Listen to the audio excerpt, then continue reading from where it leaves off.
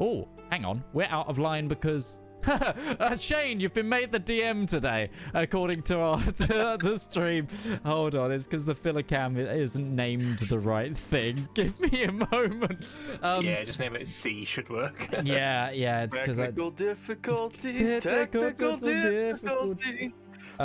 Yes, well, that brings us on to my first point, which is, hello, everybody. I'm going to quickly... it might also be a case that it's not got a camera on. Give me a moment to change that. I do think anything that doesn't have a camera on is prioritized at the bottom of the list. Which one is that? Oh, it's over here. It's this cam. Hello, everybody. Yes. There we go. It should now be aligned slightly. There we go. You've got an extra me in there. Aren't you exciting? Hello, everybody, and welcome back to episode 2 of the Elendor Chronicles, season 2. It's very nice to be back. Of course, I am your host and chronicler tonight, Midgeman, and I am joined by these wonderful cast of people. We are currently missing Roach. He might turn up later. We're not sure, but we're going to continue on anyway. So Darius will be played currently by me as well. But before we get on tonight, we have a few exciting announcements outside of our normal announcements. So, although it hasn't been highlighted yet in our About section, that will be going live after the stream. I can drop a link. We are launching tonight our merch store.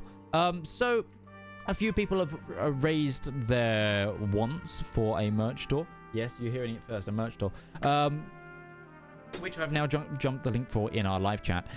Of course, if you're watching this back on YouTube, you will see that in the description, or you can go over to our panels on Twitch. But we have launched a merch store. Currently, the store is a UK store. We're looking to get a US store probably up and running because we're not sure of how the conversion prices are. But there's some all sorts of exciting merch. I was hoping to have a display example as well. Unfortunately, has not arrived in time due to some shipping issues. But I also did only order it on Friday last week, so I can't, you know, not everyone is Amazon. But yes. There's a whole awesome range of things in there, including a fantastic poster spread that was commissioned by Beth. Beth, can you shout out the artist of the poster, please? Because it is fantastic. Sure. The artist's name is Ajayi Olajedi. He's a friend of mine from Nigeria, and I've used him for pretty much all of my Ruby art in the last 3 to 4 years. So if you ever see me drop a Ruby picture, that's where it comes from, along with this wonderful poster shot that came up. Yeah, and it's the poster shop is poster shot is fantastic. There's 2 posters on the store, one of this game and also one of our Trakoga Knights game with the full cast spreads on there. There's mugs, shirts, anything you could want for. There's also a link in chat to the artist that we just shouted out. Very exciting stuff, and hey, it's a good way to try and also support the show and wear your support with pride. Other than that, we have a few other things to cover. We also have to returnedly thank essentially the musicians for this show, which is Music D20, who are an independent music team that can bring your TTRPG table to life. They've recently put all of their music on Spotify, so you can listen to... I'm not sure if it's available on Apple Music or the other music sources, but I know for sure it's on Spotify, and you can still use it in your games even though it's on Spotify, so definitely go check it out. That is Music D20. We also have to thank our returning supporters of the show, Syrinscape, who help us bring this show to life. I use Syrinscape to send the music in-game to my players across the world, and you can get involved with their online player as well. Also, they have various sound sets and an app that's free to get started with, so you can jump in and have a play around without any cost at all. For more information, go to syrinscape.com or follow the links in our panels or description below. But without further ado, we should probably get on with tonight's broadcast.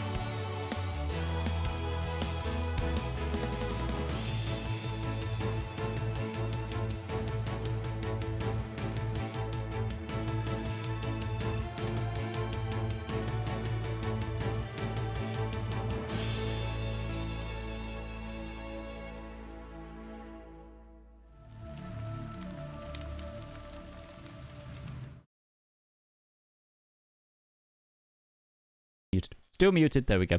Welcome back, everybody. I muted it both manually and non-manually there. So, last time was our season intro, where our brave adventurers, were given a task for the first time in a few months, and their R&R within Legrung's land had to be put to a stop for the political situation worldwide had changed. Would any of our cast like to give us the recap on the full details of last session? Dragons! No, Sure, I'll do it. dragon. Been a while. Yeah, go ahead, Lake. Go ahead, Lake. After our lovely downtime, rest, relaxation, and general reward spending from participating in saving the Iron Duke's daughter, we set out on the new brand Zeppelin. I believe actually Zeppelin was the title that it was just settled on, because it is a Zeppelin, literally, that had been constructed by our own Zepp Skyspan. After months of hard work, we sailed west towards the border to meet the Elvish envoy. And upon arriving, we found that the Elvish envoy was not quite what we expected. It was a Leonin, one that, after long years in their native plains, had started to migrate to other sections of the world. And this one had happened to find its way into the Eladrin Empire and was taken on a role of Elvish ambassador. In the process of doing so, they joined our fold. We started to make our way back to the Legrung's capital, and on the way we were, unfortunately, during lunch, beset upon by a strange new dragon, the likes of which we had never seen before. It was gem in style, mineralized, and seemingly made out of topaz. Battle ensued, which we were able to come out victorious, and a brief interrogation afterwards revealed that it and apparently several of its brothers were freed after what we interpret as a very long period of hibernation, gestation, or comatose state. Who knows? It could be anything. But that there is very likely more of them free in the world. After that, it attempted to escape. It was shot out of the air, though we do not know the ultimate fate of it, as we have not gone about to find the body yet, as they say, though that was something that was discussed being done. Yeah, absolutely. Thank you for that. It was very, very concise. I keep looking at Roach and then going, wait, that's me. But yes, you can have a point of inspiration if you didn't already have one for that report. So yes, a mysterious gem dragon, and we return to the party as the sky ship under the helm of Marcus begins to descend through the light cloud cover that there is on this sunny day towards the farm fields below. Is there anything anyone would like to be doing on the way down, or would you just like to wait until you land again? Was any of the crew injured in the encounter?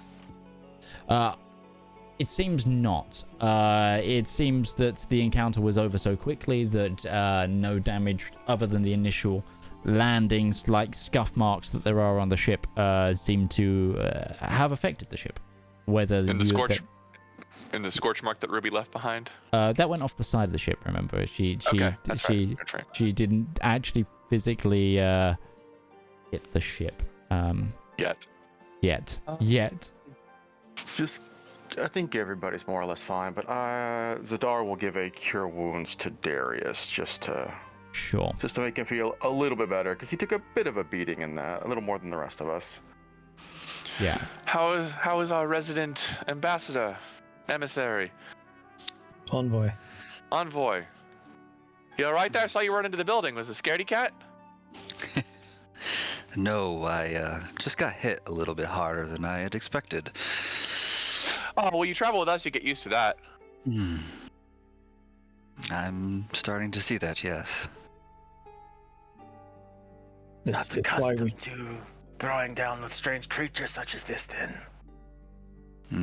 Not this kind, but I've had my fair share of fighting.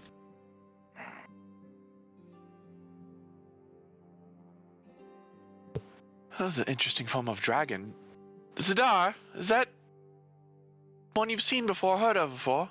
No. Completely new and unusual. That is why I wanted to speak with it. I've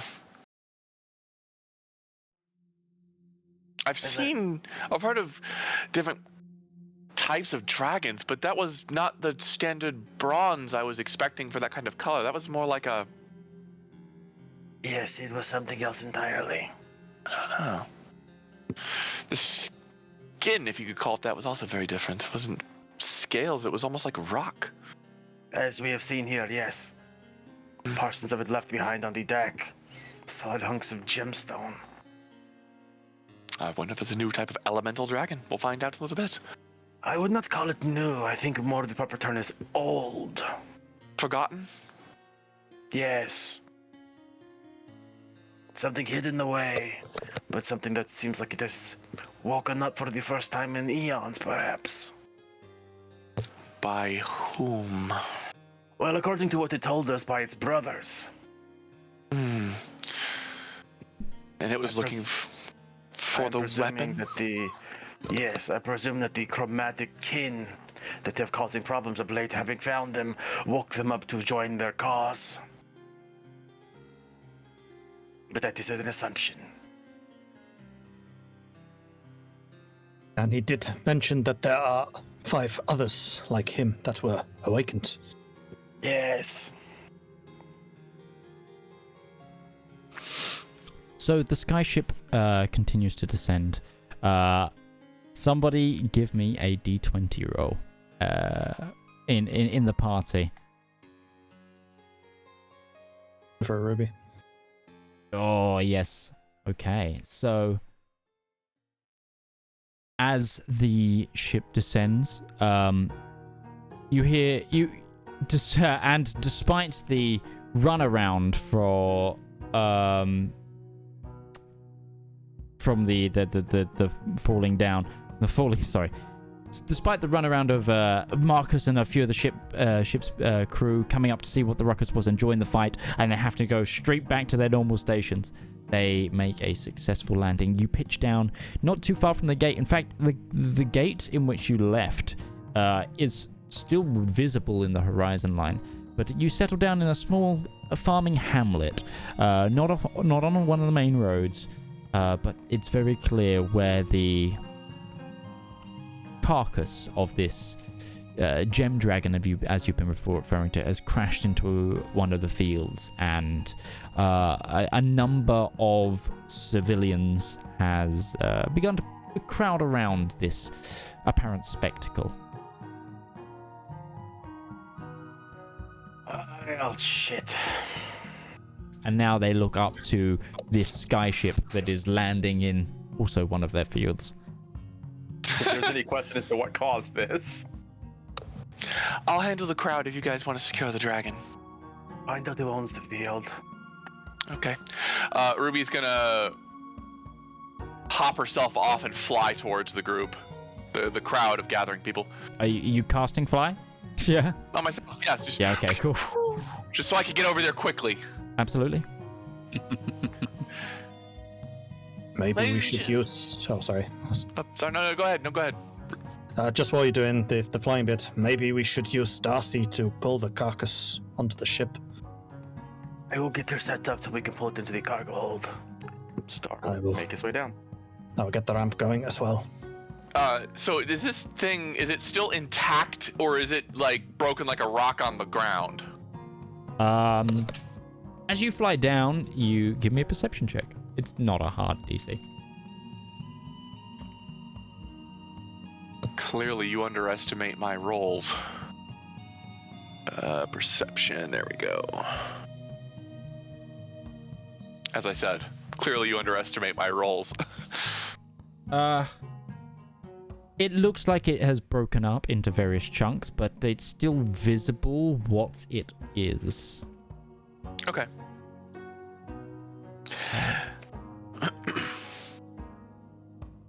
Ladies and gentlemen, might I have your attention, please?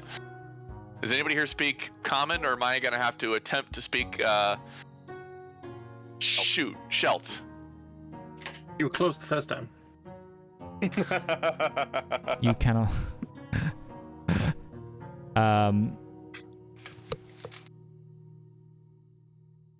Nope. Come here, you. Come here, you. Nope. Puppy. Okay.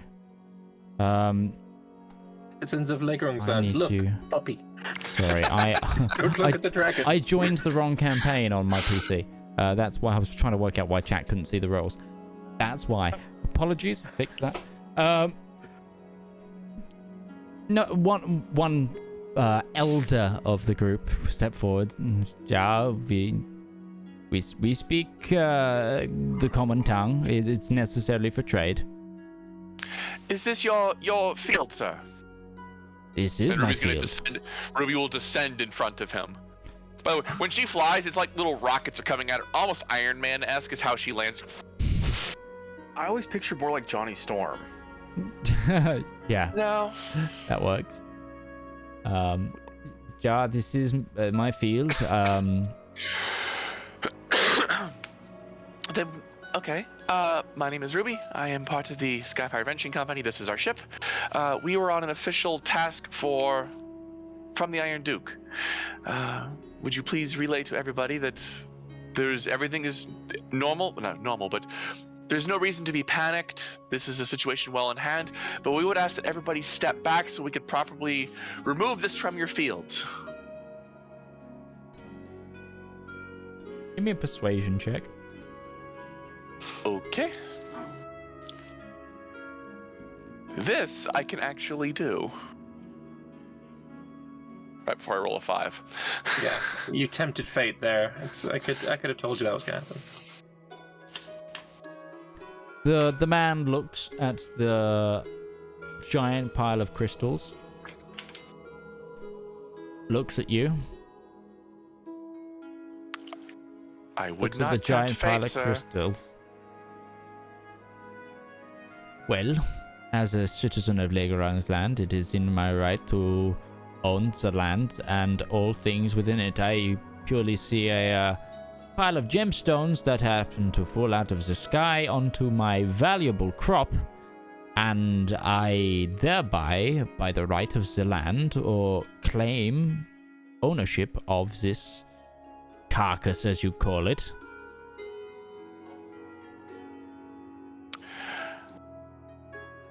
I can only assume. Hey, excuse me. The rest of us be coming down in the ship at this point. Yeah, the ship's like finalizing its landing, and the docking, what's it called? The drawbridge hatch on the side levels down. This is happening. As he's finishing up saying this, the cargo page just opens up, and Zedaar, riding Darcy, just starts coming out into the field. Am I going to assume that you are going to disobey the orders of the envoys of the Iron Duke?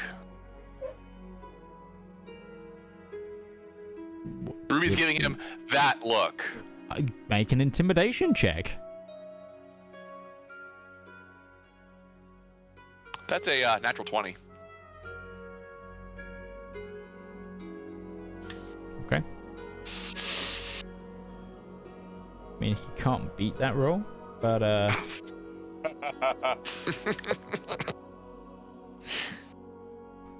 He could. We found another villain, is what I'm thinking.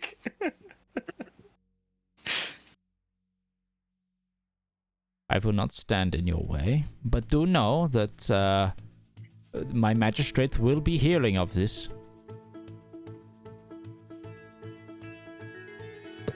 That's fine. I can assure you that you'll be well compensated for any damages done. Or perhaps you should just be pleased that it didn't flatten your house. He begrudgingly starts to back off and talk to... you don't speak Shelts, do you? No. He starts speaking in what you've come accustomed to hearing as the local tongue to various of the civilians. Having been in the nation for a little while, I can't speak it fluently, but if I picked up slurs or insults and all... Roll me an intelligence check.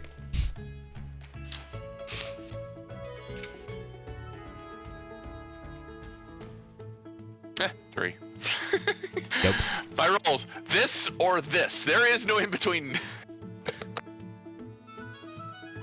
But the rest of you could have the ability to leave the airship should you wish to.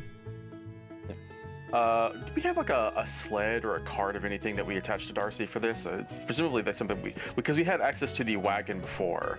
Would that have been standard equipment for what we could do with this? Or are we just gonna have to be tying pieces of it to Darcy's back? I don't remember what happened in our mid-game session or to the wagons. Were they fully scrounged for the ship? The main cart was scrounged, but I don't think we did anything with the wagons. Yeah. Okay, so we you could have brought one of technically those still have smaller wagons. Yeah, you still. They probably and they definitely fit within the ship. So. Okay. Can I go over to the? Can I go over to the carcass and like how broken up is it? So.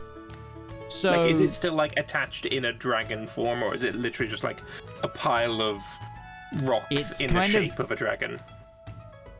Imagine like a crystal skeleton of a dragon has like hit the earth and then scattered slightly from the impact.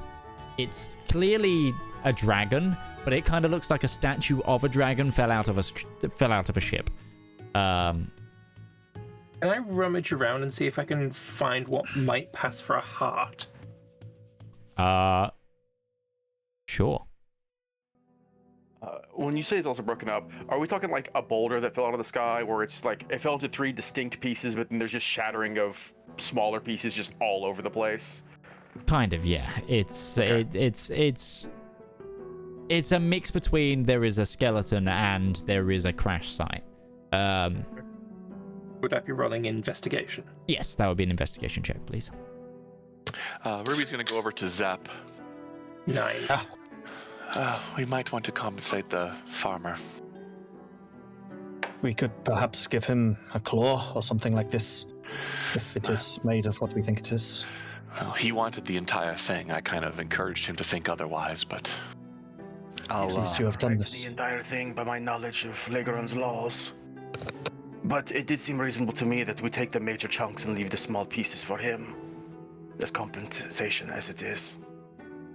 It would take too long to gather up all the tiny pieces as it is. Yeah, I would agree with this. take what you wish and leave the rest for them. So, But leave one large piece just so that they have a thing saying, a dragon once fell here and this is a piece of it. So, with that investigation check, you look around the pieces and you actually pick up a piece. And what you see is an area that is flesh-like begins to like coagulate and harden into crystal in front of you. So it seems that even the internal workings of this creature are beginning to crystallize now that it has fallen. Can I relay that to Zedaar and maybe pick up another fleshy bit and show him it happening? Yeah, and Zedaar, when he holds it up, you see this crystallization process like taking place. That is extremely unusual. Unusual as in you have never seen or heard it, or it's very rare? As in, it is the concept of dragons is simple. Many of them are their own element given flesh. Red dragons, gold dragons are fire made fleshy form, but I've never heard of the concept of gemstones being flesh. All the more reason that this is strange and unusual. Fascinating.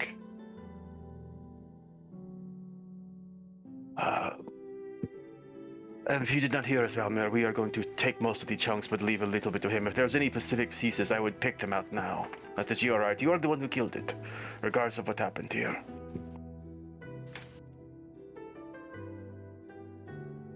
I appreciate that. Pat him on the shoulder and move to turn Darcy about so we can start piling things onto the cart.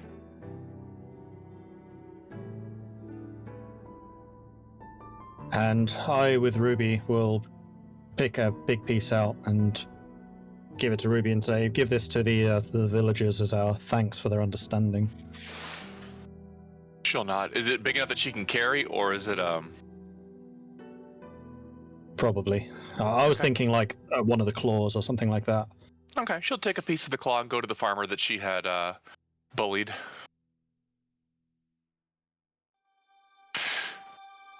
For your compensation. He looks at it. Looks at the rest. Takes it, puts out his hand. Takes it. And grumbles. You were willing to fight it if you want.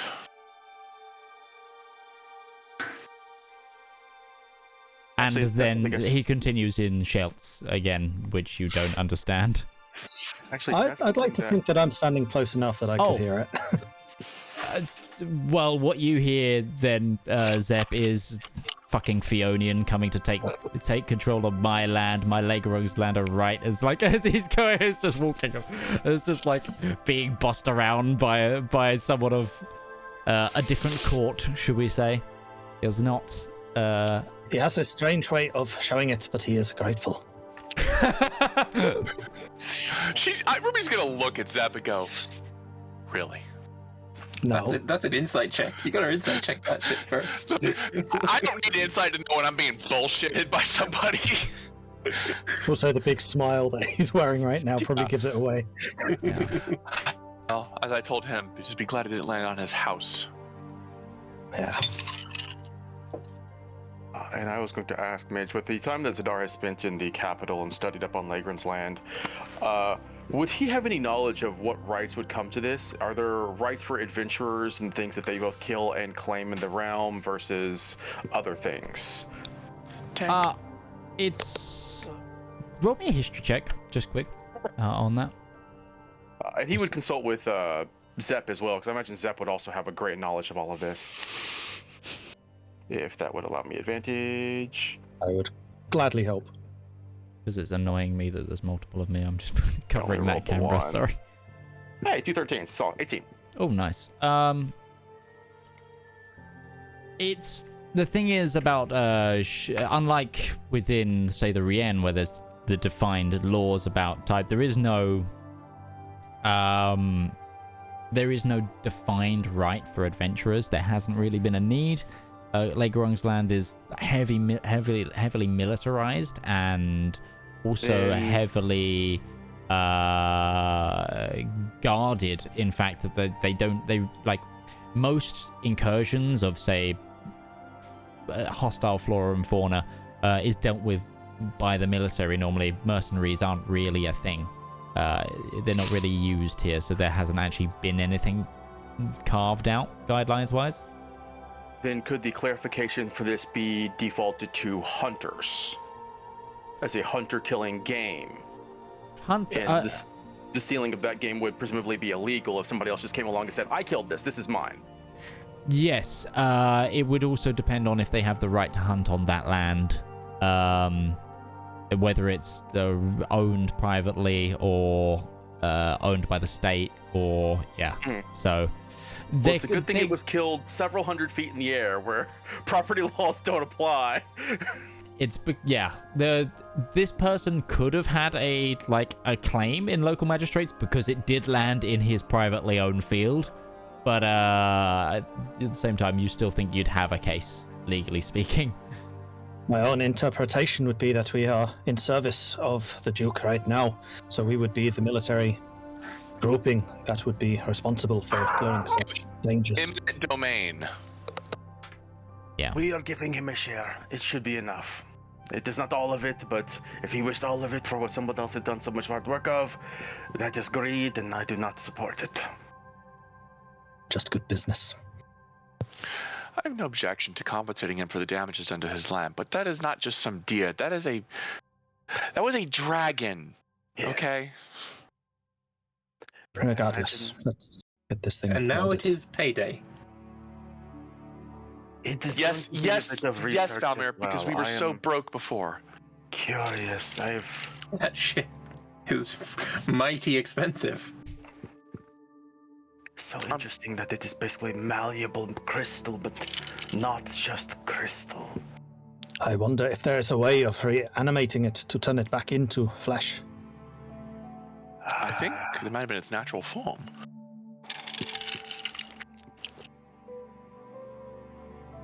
Regardless, We should move along before we aggravate them more by being parked in their fields. Yeah. Okay. So are you taking off again once you've got everything loaded? Yeah. Okay. I imagine, like I said, we're not picking up every single piece of tiny topaz that is just kind of scattered all over the fields here. That'll be for the kids to find as they're running around and playing. Like, oh, I found some more. I'm gonna sell that in town for some candy or whatever. Leghorn's Landy Easter. Gonna go find the topaz dragon bits. Imagine pieces of that will be found for generations to come. Makes you wonder about you know, how much you know, what the other gemstones are. Everything just scattered dragon bits.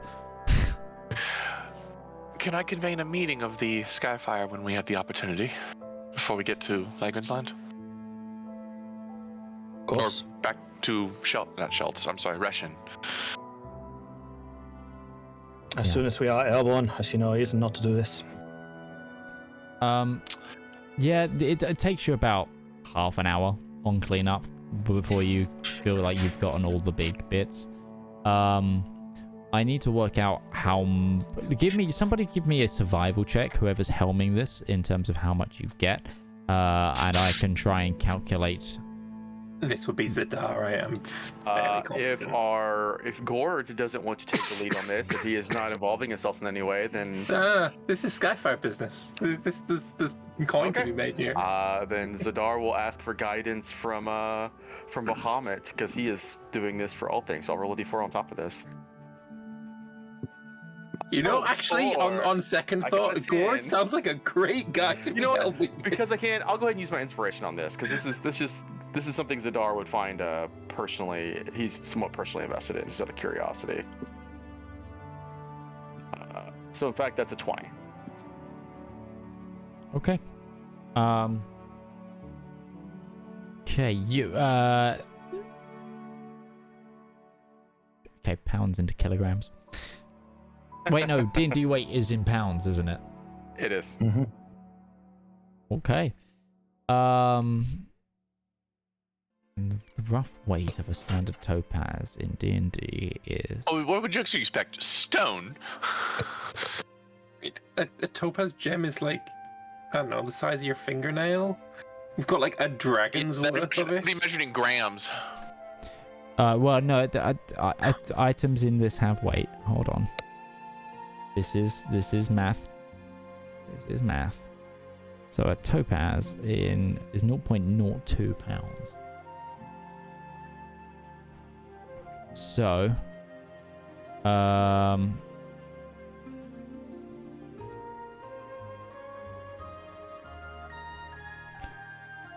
Well, Midge is figuring that out. Why don't we have our meeting on the ship? Yeah, have your meeting, because I am doing some heavy calculations. So what? Do we just meet up in? Do we have a meeting room on the ship? Oh, we have the mess hall and our half-eaten lunch. Ah, yes, we should finish our lunch, yes.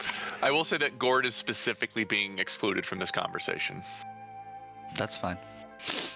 I was gonna actually head back to my room, anyways, after I watched the fun that happened on the ground. Okay. I find it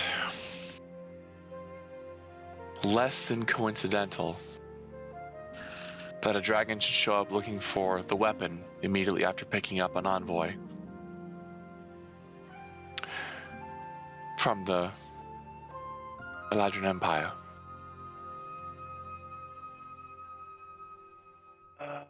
Who also apparently did not know what the weapon is.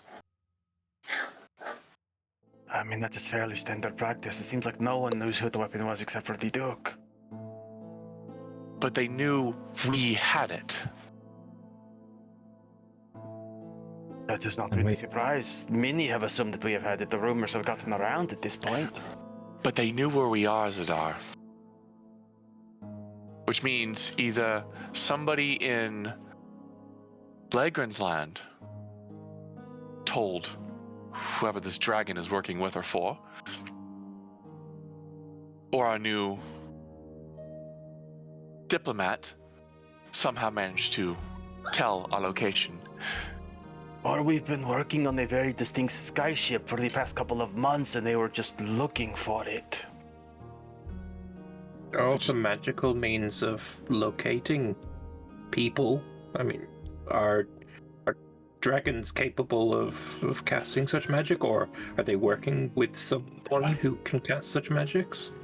I would not. I mean, there are dragons out there that are capable of magic. Dragons are magical creatures, and these new breeds are capable of who knows what.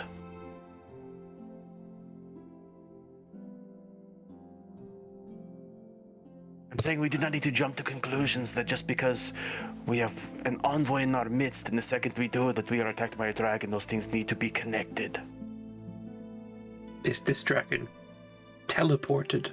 It disappeared and appeared in different places. Like, there is magical, more than just being a magical creature. There is more magic about it.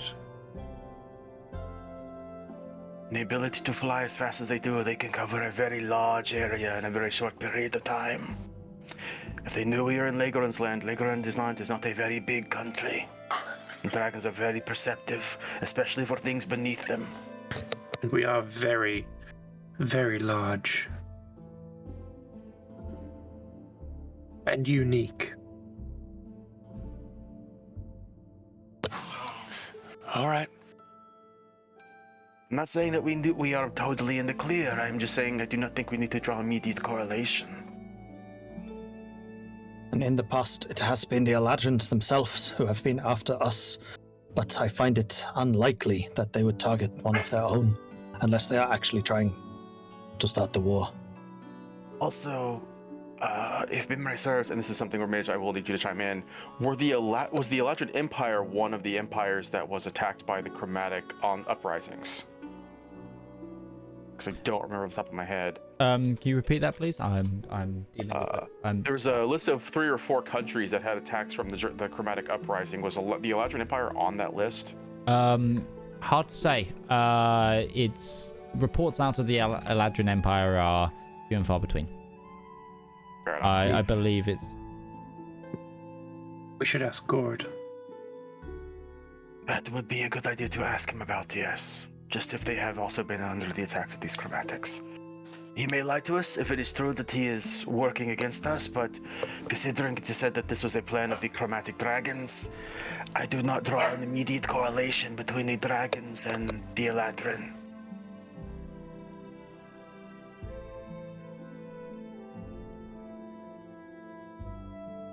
Well, let's go get him then, unless there's anything else we need to say without him here. I think they want different things. Okay, math has been done. I am now approachable again. Thank you as well to cast member Red Moogle for tomorrow's game for helping me with that.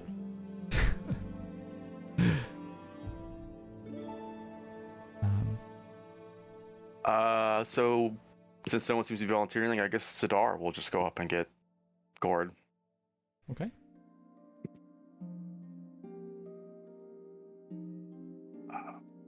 Just because the seed of doubt has been put into his mind as he walks up, he's just going to kind of listen at the door for a brief second to see if there's anything, I think, figure out what's going on inside. Yeah, Gourd, what are you doing in your room right now? So I would have taken that piece that I scavenged off the deck, and I would have brought it into my room and compared it to the item that I carry.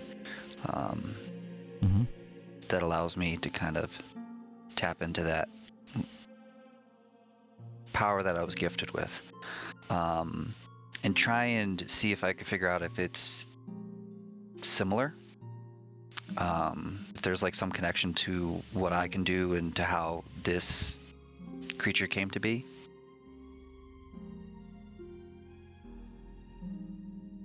So I'd be kind of just looking at, those two items and just trying to compare and contrast and figure things out. Whilst you have highly in-depth knowledge of these beings, this still eludes you.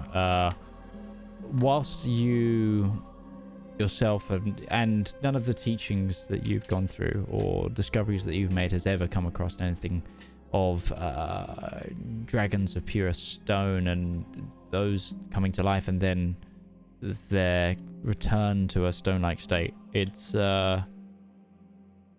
it eludes you and it gives you more questions than you get answers.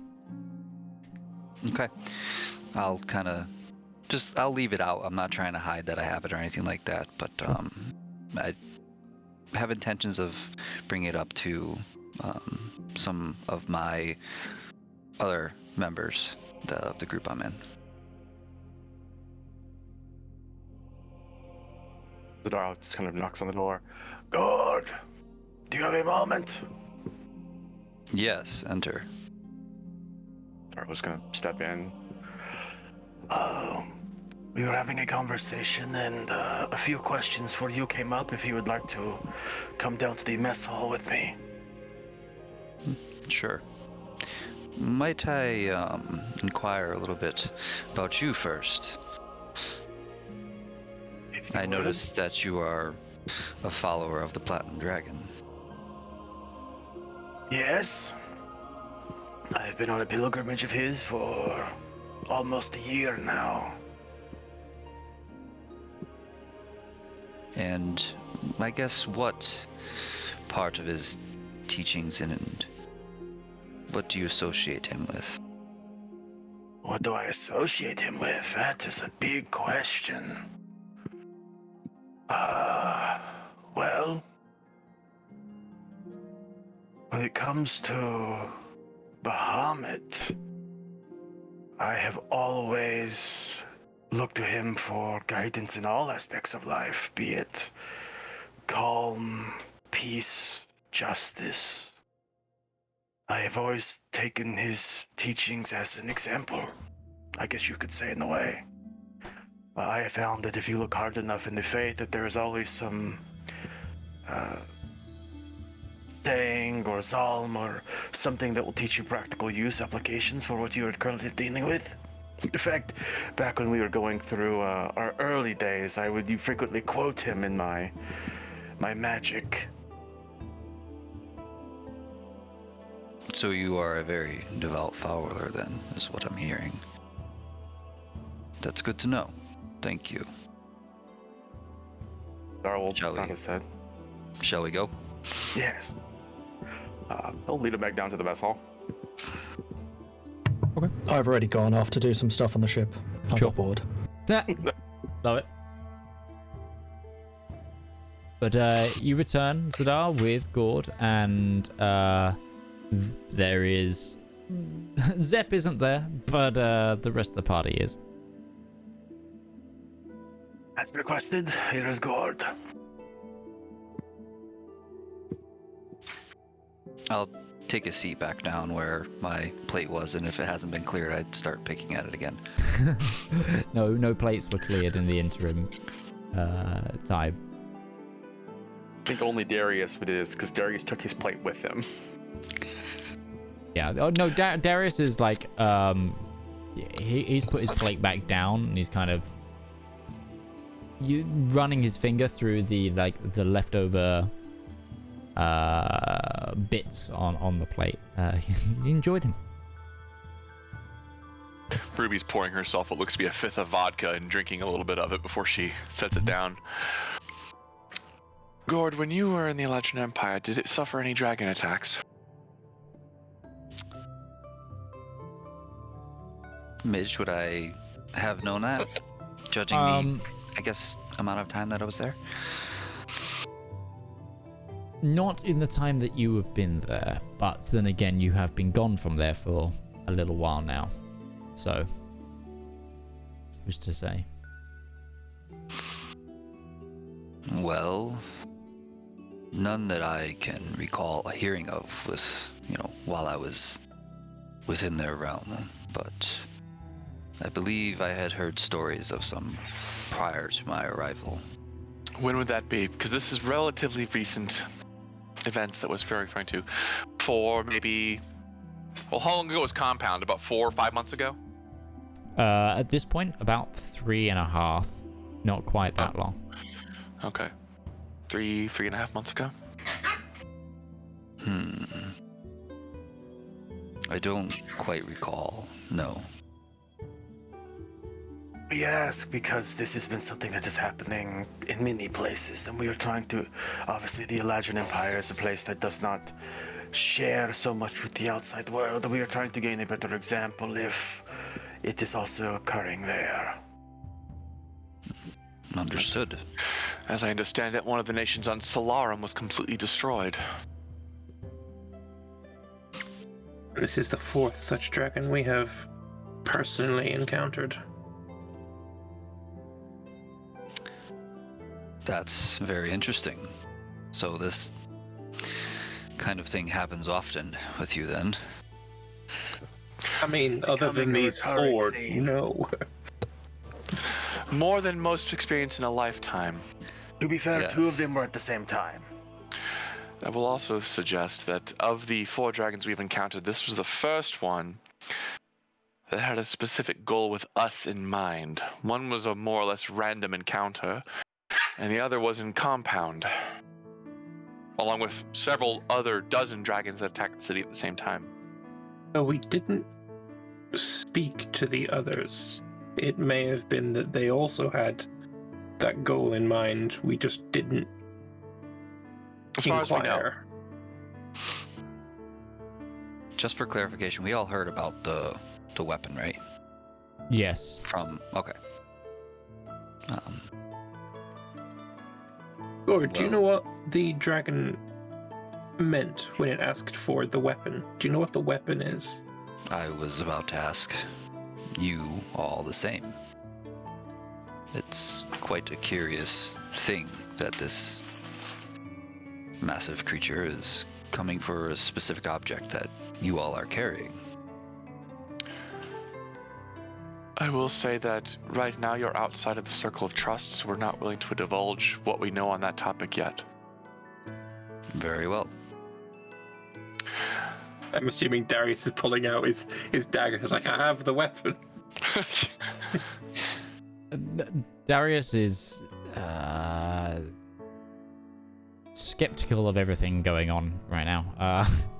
He's deep in brand. contemplation. Yeah. Oh, I know it's on brand. Don't have to tell me how Roach plays characters. Skeptical and paranoid? Wow. Breaking new bridges here he is. Hey.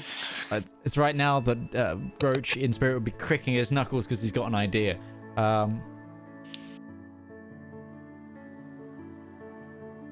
But perhaps after you've earned that trust, we'll divulge what we know on that topic. Very well. I guess it would depend on how much time we are going to be spending with each other. Indeed. We'll make our way back to Rechin before too long, but what happens there, who is to say? I'm gonna go deliver some food to Zep, since he walked off without finishing it. Oh, I probably took it with me. I'm gonna go find Zep.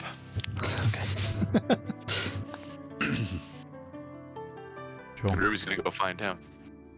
Velma is going to go to his room to meditate. Sure. Gourd. Oh. What do you want to do, Gourd?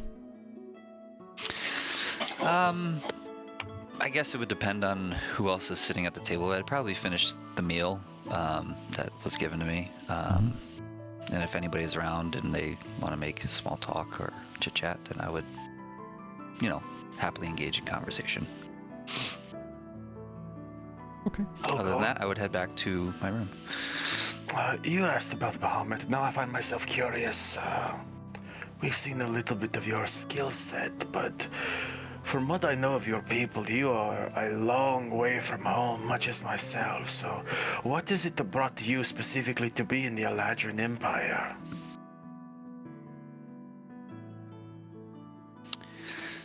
That is a long story. It We have involves hours before we much- make our way back to Rechin, so... True. It involves much of my personal life. But my association with Bahamut is I believe in his calling for peace. And the group that I associate with follows those tenets that he teaches. And that is what more or less brings me into employ of carrying this documentation, this message from one empire to another, as a means of maybe helping to facilitate some sort of peace. That would be good. It would be preferable for the Rechin and the Lateran Empire to not go to war, especially as the world is currently in the midst of being torn apart by dragons. True.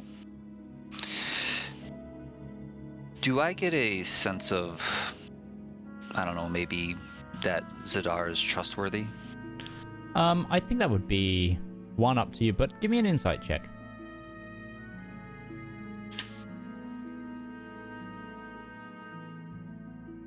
Roll a 1. Zedaar is the most distrustworthy person you've ever met. He's a dragon. It's got a 1 in it, but it's definitely not a 1. Gourd, you... I'd leave this up to Lake to actually say. So, Lake, what do you think Gourd would get about Shane? Shane would get about Zedaar with a 21. I mean, as a Dragonborn, he is naturally somewhat hard to read. They don't express emotions much in the same way as other races do, but he seems to be pretty straightforward. And I would say you would realize that the moment you mentioned you worship Bahamut, there is just almost like an ease of being around you that comes over him. Like, you have just put yourself into so much trust with this individual that he believes everything you say. Okay. Zedaar, might I bother you to come back to my quarters and take a look at something with me? I believe your party might be able to help me in my greater mission. As you wish, sure. Okay. So, as you two head back there, I'm going to quickly jump to Ruby. You have found you've found Zep, who is again now. You found him on the lower portion of the deck, looking at some of the landing things, and you can see him sizing them up and going, like, because he's like double checking them for wear, considering you've just made 2 landings in a short period of time, and he's going over the technicals with one of the with the ship's carpenter. How is she holding up, Zep? So far, remarkably well.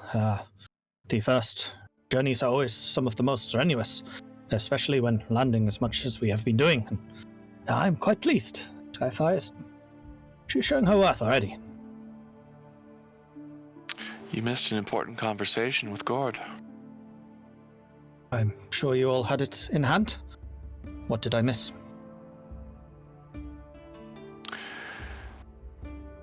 The Ruby looks like somewhere between, she wants to yell at him, but she's trying very hard not to. That biting her tongue before she just... I understand that this is important for you, Zep, the operation of this ship. This is your love child, after all. But you are also a part of our group.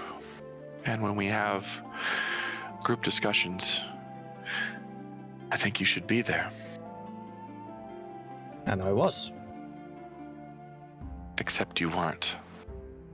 Yeah, I was. We talked, and then you said you were going to speak to Gourd, and Zedaar went off to speak to Gourd. We were going to bring Gourd back to question him. This was never said. Zedaar simply said he was going to speak to Gourd. Zep, you have a near-perfect memory. I know you. I know you want sure that's what was said. I don't think that's not what was said at all. The wordings that are used is, I will retrieve Gourd. Okay, fair enough. That's Mordred memory. Sure. Regardless, I understand what's going on.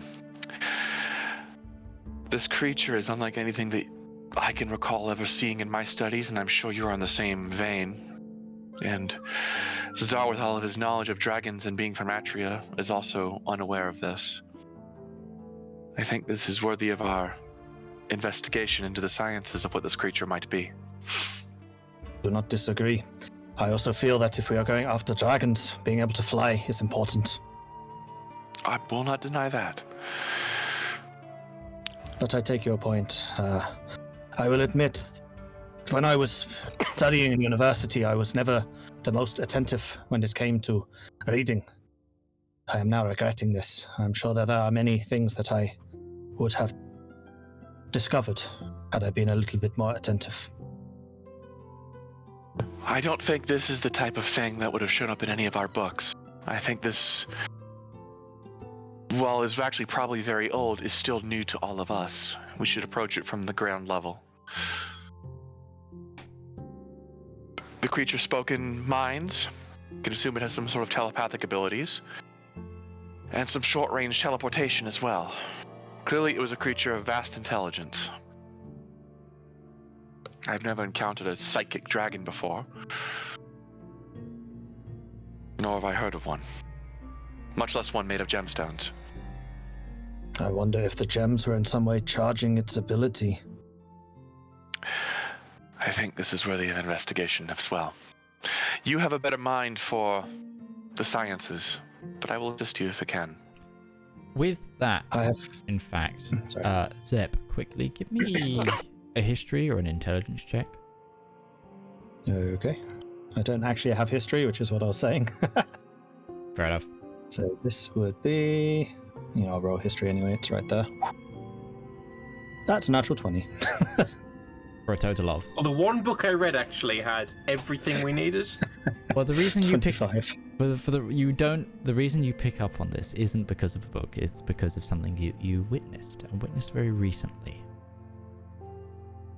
You have seen crystals and their power psionically firsthand. Not with a dragon, but within a little girl. And you've seen it also in action in a certain surgery over your close friend Braun. So you are familiar with this ability for crystals to hold such power. If you would excuse us for a moment, I'll say to the carpenter. Mm-hmm. Yeah? I'll wait until he's gone and put down my banner or whatever it is that I was holding at the time. Yeah. I will be honest, another part of why I left is I do my best thinking when I am busy. I can keep my mind focused on other things. And I have been thinking about the scientific direction that our own investigations here could take. And we know in Lederungsland that crystals have immense power. And crystals and gems are in some way linked. They are chemically similar. So I am wondering if maybe the crystals in Lederungsland and the gems and the crystallization of this own creature's flesh are somehow interlinked. But it is quite clear that there is certainly innate power in what they can do.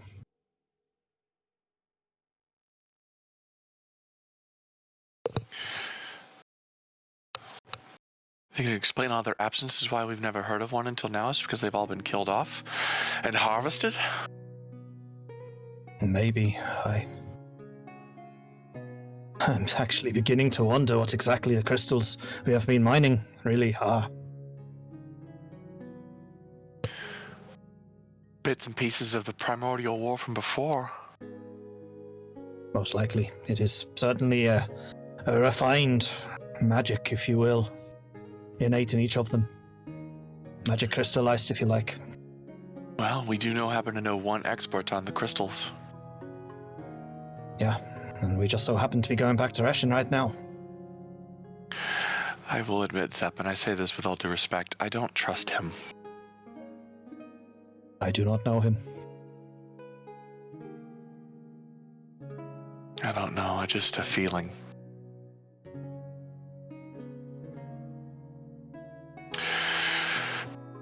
What do you want for dinner?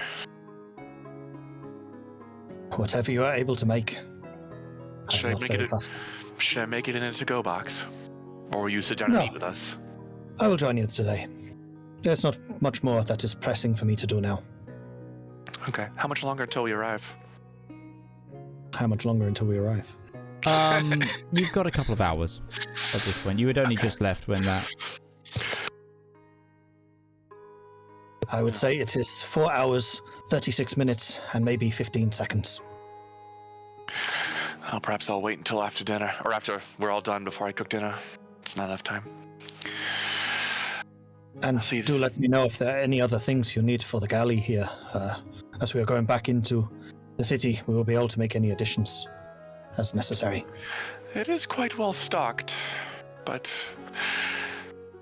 maybe some more appliances could always help for industrialization of the cooking. So, I'm always willing to help.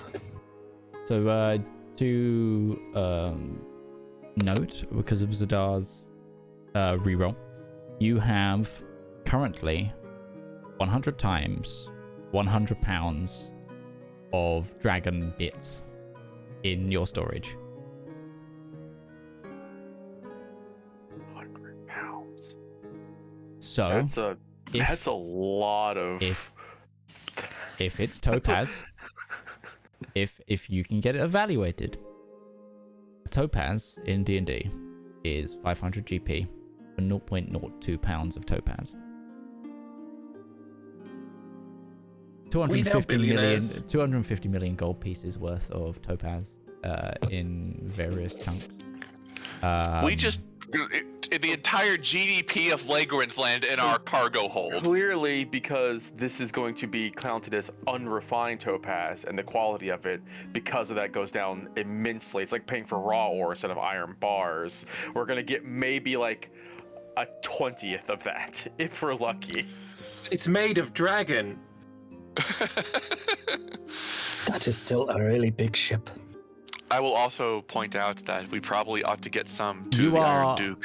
Yeah, also, as I note, you filled your cargo hold. Okay. Pretty much in terms of the weight. It's not necessarily in the space, but in the weight of solid rocks.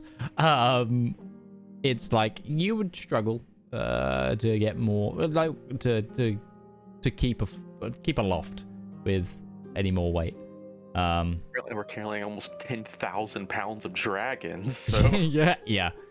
To put that into perspective, from what I can find, a standard adult dragon weighs about 20,000 pounds. So it was like, well, wow. Yeah, that's a thing. D&D math doesn't work in real world solutions, everybody. This is also 1/1/2 of the size of Ruby's ego. But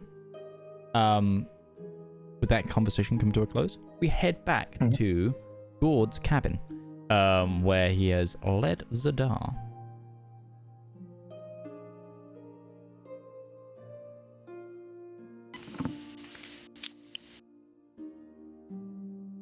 So once we get in to the room, I would go ahead and pull out that sealed letter that I'm carrying,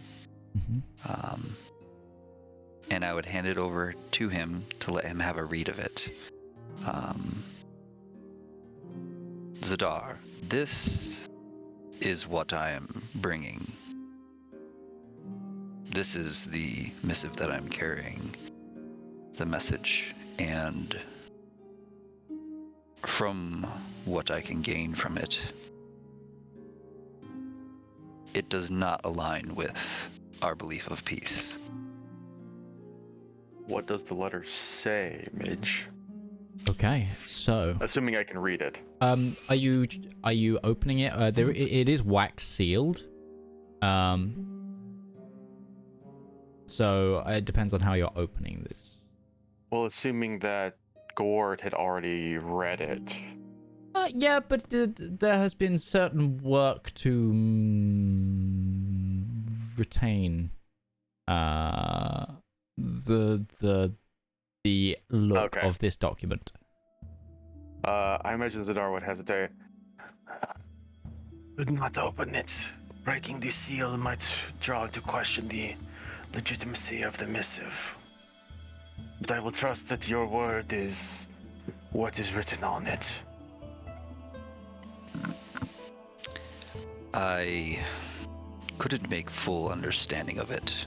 My ability to read is not the greatest. But it doesn't look good.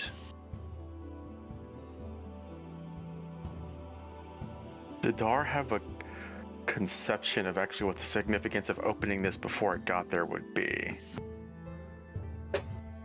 I don't know about that. Well, that certainly does not seem good, but it does not change what we can do about it. The Duke must read the letter, and we will be there when it is done.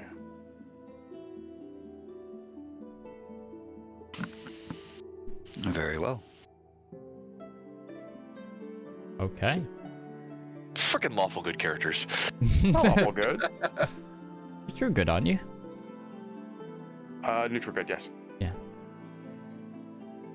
So, Doesn't matter what you're doing, just as long as you're a good person. Zedaar, you've got a high perception. You do also notice the fragment of topaz from the dragon out on the side in Gourd's room. And Gourd, have you left your item next to it? No, I would have kept that safe. That's kind of like. Yeah, I know. I just wanted to double check that had gone away. That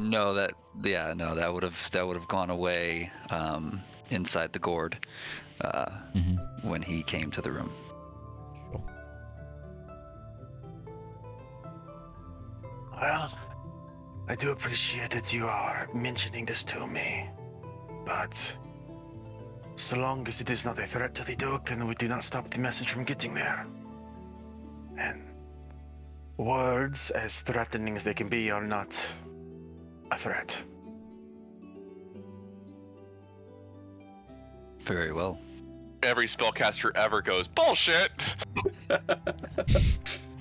Power word kill. Zedaar doesn't know The that socks would be high-level like, magic. yeah, That's true. subtle spell. Zedaar is not familiar with super high-level arcane abilities. He's a cleric, damn That's it. very true. Okay, so unless anyone has anything else they'd like to do, Valmir, anything you got before you? I'm need to just meditating in my room, and that's it. Valmir, roll me a d20 actually. Oh boy, okay. You're looking for high on this. 14. Okay. Just your meditation feels calming after a very short but intense battle. But after time passes, you hear the intercom. I'm gonna use the word intercom because there's no better term for it. With Marcus, just like, we should attempting docking process. Hold on to your hatch, people. I don't have a hat. But I have a and- ruby set. I'm gonna roll a Somebody d20. put it on. This is plus 5 for Marcus. Lean over to the nearest crewmate with a hat and hold on to his hat. And you hear a big as it seems the ship has gotten slightly too close to one of the elevated docking areas, and just scraped along the side, but it's only superficial damage, you think, as the crew didn't do as good in their docking.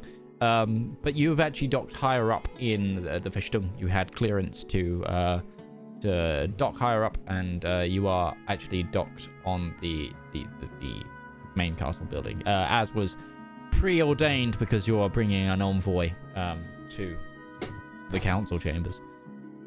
It's just a scream of the ship, followed by clearly the screaming of an animal, and then screaming of, "It's okay, Darcy, I'm coming!" And the screaming of a Zepp as well.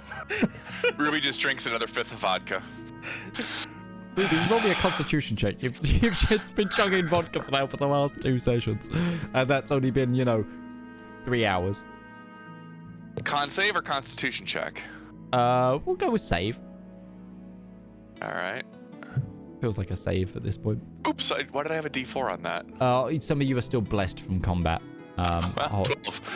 More like, I'm sorry, 9. Okay. With the extra jolting of the ship, Ruby is feeling mighty dizzy. When you've drunk enough that you were kind of merry, and then you stop a little bit, and it kind of then the world, you're not drunk, but it's the mix between your body is trying to sober you up, and from that sort of lightened state where it's oh, everything feels light and I do not. That's the best way I can explain it, but you're feeling the effects right now.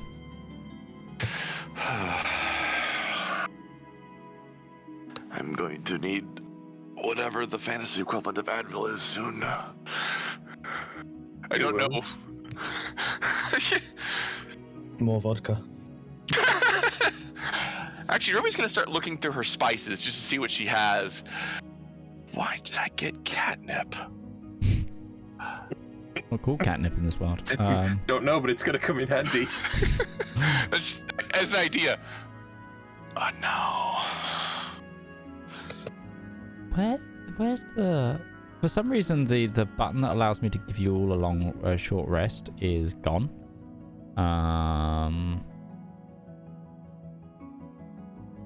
So I'm trying to that's odd. That'd be a question for Roach, who's not here, unfortunately. Yeah, no, it's an element of the combat tracker that's just... it's fine. I was going to give you a short rest to remove the bless, but oh, I know why it is. It's me being a nitwit. 2 computers. Always good to know the answer. Yeah, that's rest. Short rest. There you go. There you go. Yay. Spend hit dice if you want to. Because you have equivalently had a short rest. But finally the docking completes, and you are greeted by someone that you recognize at the dock. The person who some of you have seen from time to time, but you will definitely remember from the landing. The current Chancellor is standing in front of you. From the initial landing, from when you dropped off Joanna, is where you'll definitely recognize them from. Siegfried Fruit. Yes, Siegfried. Thank you, notes. Look at you, faster than I am. He was on the last page, so... Oh, yeah, cool. But, yeah, so, you have docked. Should you wish to leave the ship, you may. But Siegfried Fruit is stood on the dock, slightly away down with a few members of the Star Legion. I imagine Zedaar, having completely removed all the bindings off of Darcy, is just like, "All right, girl, we're going to just go for a walk. It's okay. The noise can't hurt you."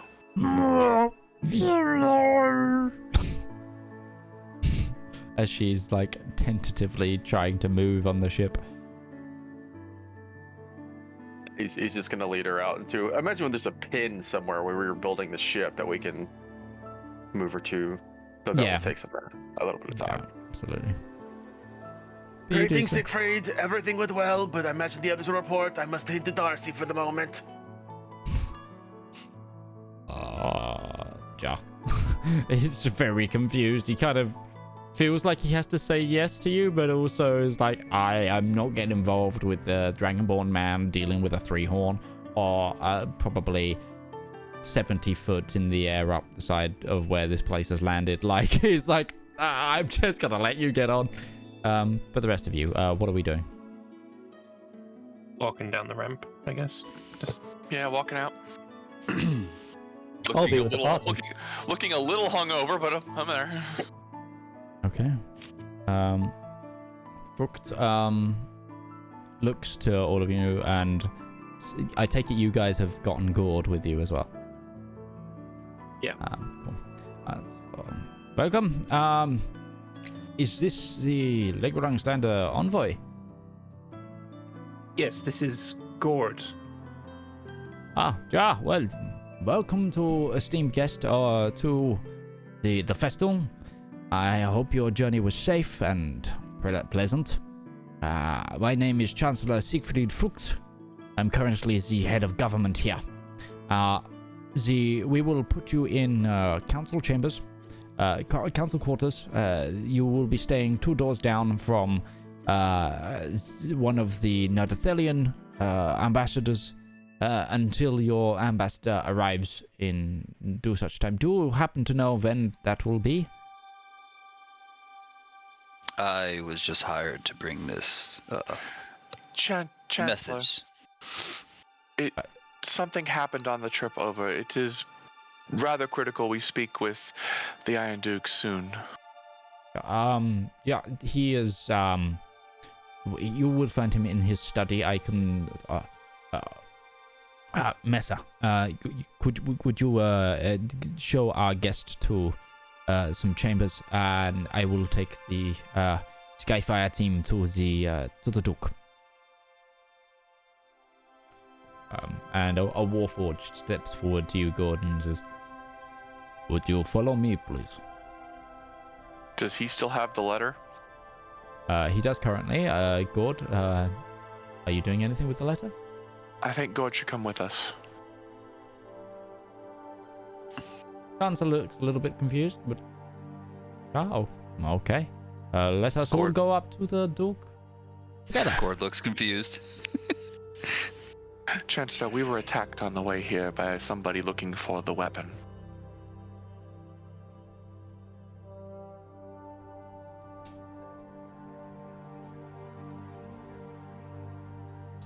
Yeah, okay. We will all escort you. And the Thank you. 6 or 7 Warforged Royal Guard stick with you as a group, as a larger group. You begin to make your way up. Zedaar, you notice the party moving off. There are staff members that are willing to take Darcy if you wish to go join. Assuming he can calm her enough to let that be easy for them, then sure, he will. Give me a quick trade animal her handling off. check. Sure. And Gourd, what were you going to say? I noticed you wanted to say something. Help me out with this one. I'd be no. walking with my walking stick staff in hand. You know, Sure. using it as a walking stick, basically. She seems a little bit frightened, but it's hard to say. She's also kind of looking back towards the ship, as almost like she kind of wants to go back in there. I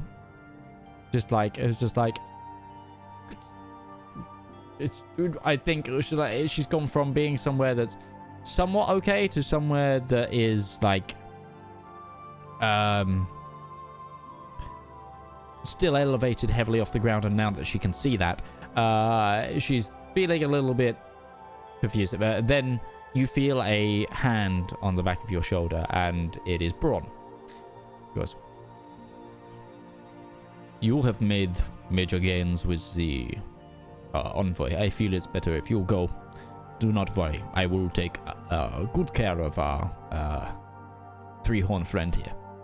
Come along now, Darcy. And he pulls out a cabbage and begins to look after her. I will just nod and move to rejoin with the group. Thank you, Bron. And you all enter the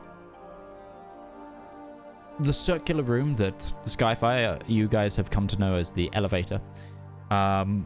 Gourd, you are in a black stone, mixed marble, gilded room of a circular shape. The doors that you are led through close before the floor itself begins to move below you, and you feel like you are rising, but the walls themselves sort of stay where they are, and the floor continues up, and you pass past like marble statues and other doors as the floor begins to continuously rise up this cylindrical room that you're in. It is a confusing feeling. But the rest of you, you're going up the elevator towards the Grand Duke's, the Iron Duke's chambers.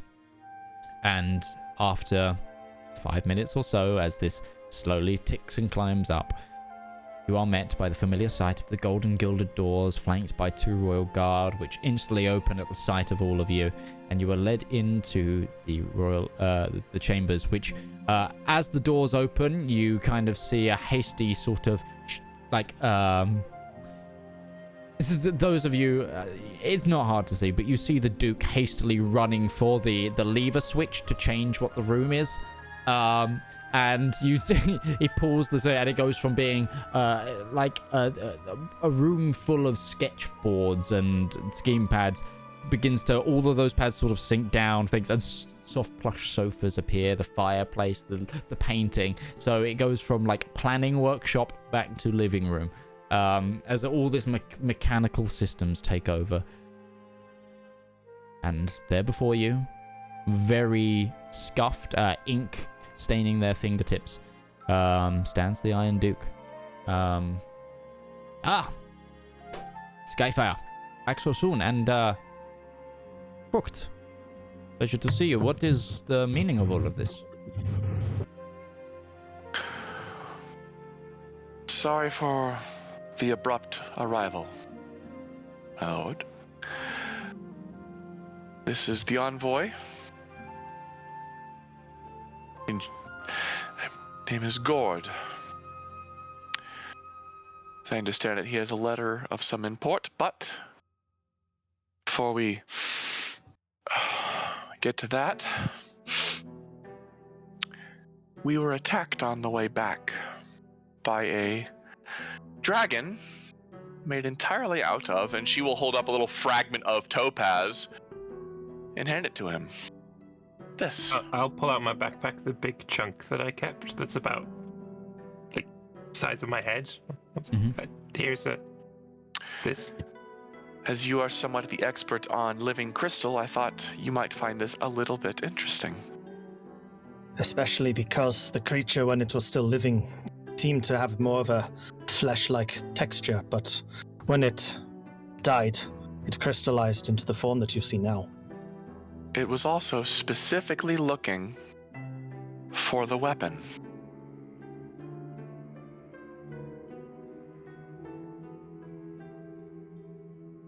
The Duke stares at you all for a moment before grabbing a piece of the probably the smallest piece out of the. Ruby has a palm-sized chunk. Okay. It's not that big. Takes it and goes, I will return in a moment. And walks off and goes to the right of the study into, quickly opens some doors, goes through them, and they shut behind, and you hear a what sounds like locking.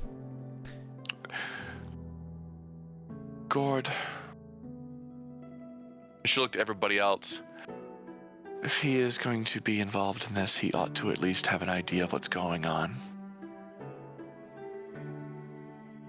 I think we should have given him the letter first. Well, now we have the opportunity to discuss with Gourd what's going on. Zedaar, for him? What? You spent cut the out. most. Do you vouch for him? You've spent the most time with him. I trust him. I do not find anyone who would worship Bahamut to be untrustworthy.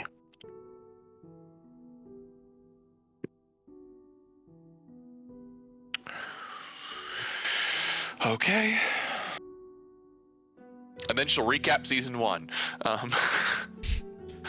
I don't think you would have time to get fully through season 1. What would you like to tell? The Spark Notes version is: we met in Retberry. Where we went? We were captured and brought to Retberry. We were assigned a task to do a thing. That thing turned out to be a small girl named Joanna, who turned out to be the daughter of The Iron Duke. the Iron Duke. We traveled across King and Country to bring her back to the Iron Duke after being attacked by all sorts of critters, including dragons. Also Eladrin, who were looking for something called the weapon.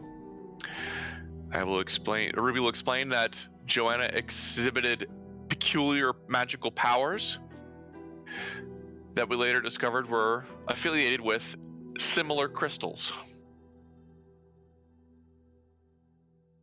Alma looks like incredibly uncomfortable. Like just the blanket trust that's being just thrown out there.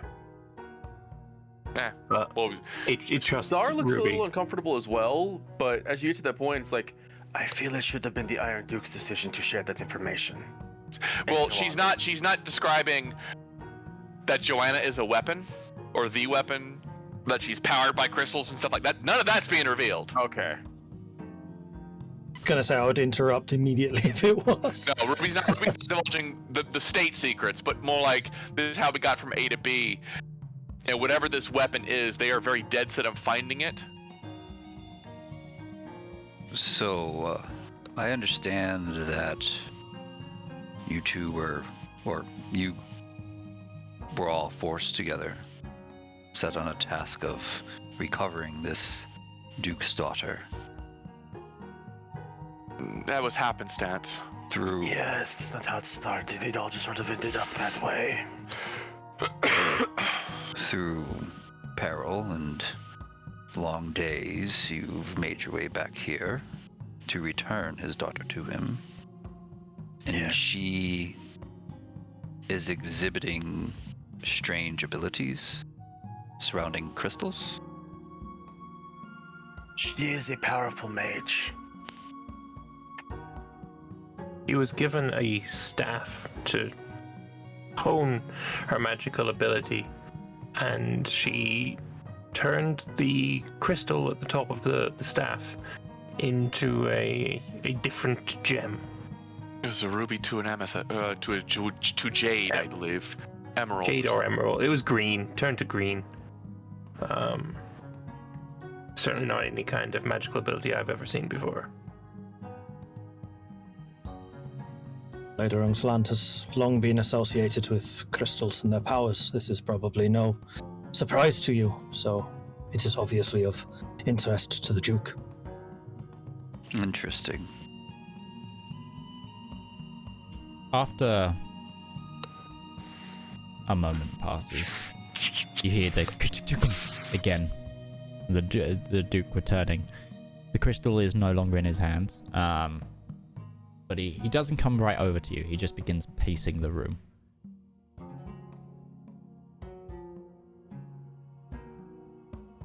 The Chancellor looks at all of you.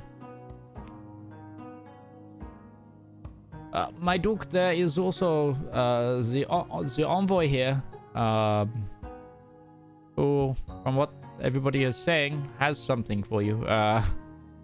And the Duke kind of snaps out of whatever he's thinking about and goes, sorry, and approaches again. And turns to, he looks around and looks at Gourd and he's like, I am very sorry that we had You had issues upon entering Legrand's land. Believe me, everything is normally quite safe here. What is it you'll need to discuss, or you have for me?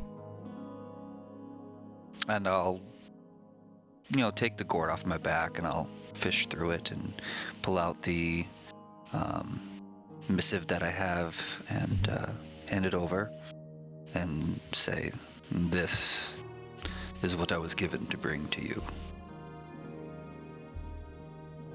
He takes it. He looks at the gourd and goes, "That is very inventive. If you had you could probably enchant that in some way and it'd be even more impressive. But I like your ingenuity." But he walks away. Instead of a dagger, a screwdriver comes out of one of his fingers, and he Oh my lord! flicks off the out of the metal arm. Letter opener. And he gets off the seal and opens it, and then stumbles slightly and grips onto the sofa in front of him. Zedaar is just nodding like, looks like the hunch was correct.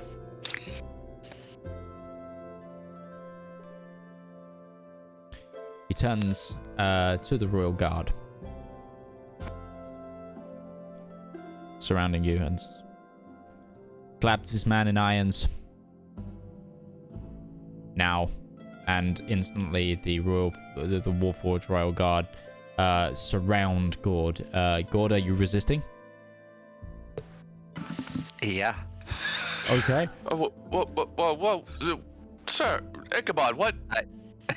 I would immediately, take a defensive stance with, my staff in hand, and grasp onto the amulet that the others had seen me hold on to on the ship, and get ready to resist. Yeah. Okay. So, sir, can we talk first? What's? Yeah. Well, as that happens, the Warforged guards are going to do what they've got to do. I need you to make a disadvantage strength check as they try to wrestle you to clap irons on your wrists, Gourd. Alrighty, disadvantage and strength. This is gonna be great. No. Okay, instantly, because there is about 7 of them, so they overpower you and they put you in wrist arms, take away your walking stick and your backpack. Do I have any time to react? Hold on, let me just make sure that if you have something that is a reaction, I will allow it. No, it's a bonus action, unfortunately. Sorry, but I'm sorry. This is a matter of state. I'm sorry, I haven't caught your name, but you walk into my home and you send me this. I have no other option than think of the safety of my nation. You will be kept under house arrest until I can decide what happens to you. My lord, he risked his life in... Your Majesty. He risked life and limb to bring that letter to you. We were attacked by a dragon he helped fight. Sir. When one is delivered a message, you do not arrest the messenger. With all due respect, this Leonin did not write what he has just delivered to you. Which we have no idea what it is. That is why I'm not throwing him in jail. But Legoland's land, for the first time in my reign, is now in a state of war. I need to take precautions with those I do not know in my royal household. Therefore, he will be put under house arrest in quite elaborate chambers in the envoy department. I just need him out of here now. and the Royal Guard begin to drag Gourd away. Gourd, you do have the chance to continue resisting. Should you wish nodding. to. He's like, yeah, no, that's fair enough. If that was a declaration of war, yeah, nah, dude, he's got to go. I'll definitely kind of keep fighting against them and, like, get your hands off me. Gourd, And he will be all right. With your permission, Your Majesty, then I must take my leave. I must attend to my flock. And he's gonna go with Gourd. Okay. Yeah, sure. are they bringing my stuff? Because I put They're carrying cord your down. stuff with Okay, you. Okay. They're not like searching it or anything at the moment or anything. They are just doing as the Duke's ordered. Everything is kind of on high alert. Chancellor, I need you to call a meeting of the Festung at all levels. I need to make an address. Also, please let the ambassadors from the Rien and the various kingdoms of the Nutterfell that have arrived that there will be no more need of peace talks. The Aldrin have declared an all-out war on all of us. They wish... the time has come for them to push for the continent, it seems. They declared war on Nardafell, Rien, and Lagrandsland. And he now hands over the letter to those who wish to read it. Yeah, Ruby's gonna read that. The Chancellor just nods and goes. You've never seen an older-looking individual begin to jog so fast. But it says...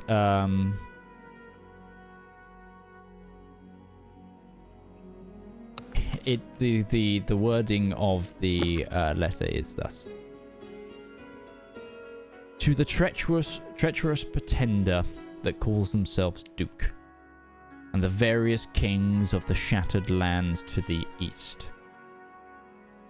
It is by the grace given to me by the Fey realms that I, and I alone, should guide the course of what is happening. It is clear from the signs that are happening the world over that the time of the king that never was is shaken and failing, and it is up to those who were here before to return the order that was ordained to them. I give you this courtesy purely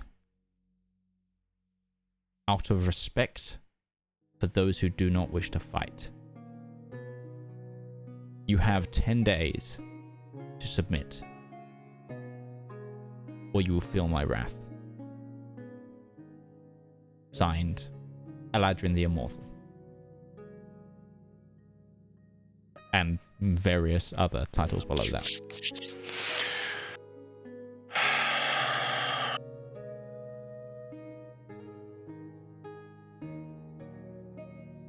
Ruby's gonna go take another shot of vodka from somewhere. Is his drinking thing still around? Yeah, the Duke's drinking thing is definitely still around. Yeah, she can have another shot of vodka.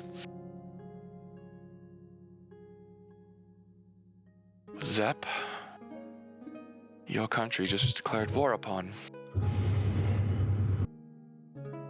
So I understand. So was mine. Also, I misspoke. It's not the first time they've been at war. It's been the first time they've been at war in about 120 years. Sorry. What about the Solarum? I think countries. Were they mentioned at all? They've not been mentioned. Okay. It seems that they're clearly talking about long reach. Okay.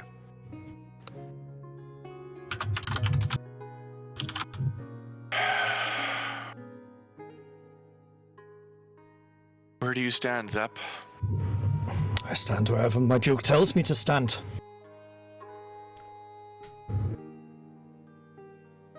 Oh. I am to be very busy.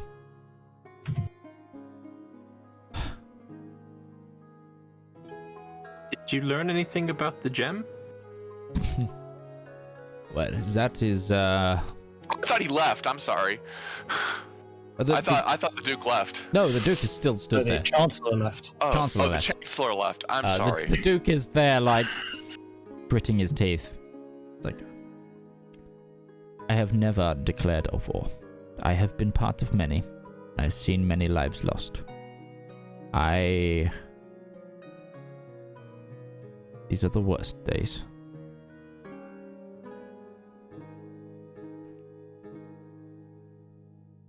Zep, you ask what I would have of you.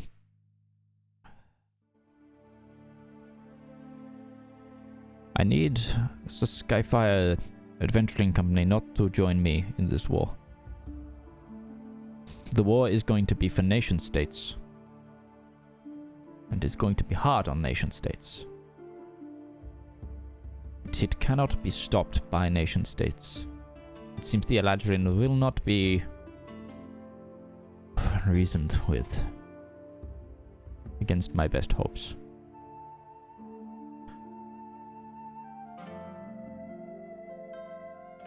But while I have nothing for you right now, I believe keeping your proven company and working and finding out what is truly going on is the best course of action. I feel I have enough soldiers. What I need is allies. The missive that you were given speaks of the order of the king that never was being shaken and failing. This is not, I think, a reaction to nation states and their squabbles. This is something deeper. We have ourselves seen dragons rising. We were not able to get answers really from Gourd as to whether the Eladrin have been similarly stricken, but I would imagine they have been. So maybe if we can resolve the core reason that the Eladrin are fighting now, we can maybe restore peace. We have no leads, Zap, on what the dragons are doing.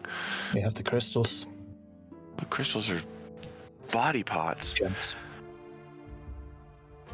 You know, they Threat look... you just faced found us.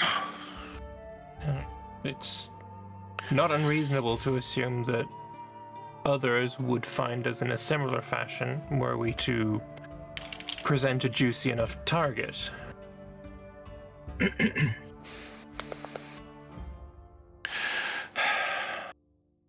Perhaps we need to go searching for more. So with that bombshell, and I'm gonna give you guys some time to think and talk, but we're gonna take a quick break right here. So we're slightly earlier than our normal midpoint, but only by about 10 minutes. So join us in the second half for the continuation of this. Use this time, grab yourself a drink, and we will see you in a moment.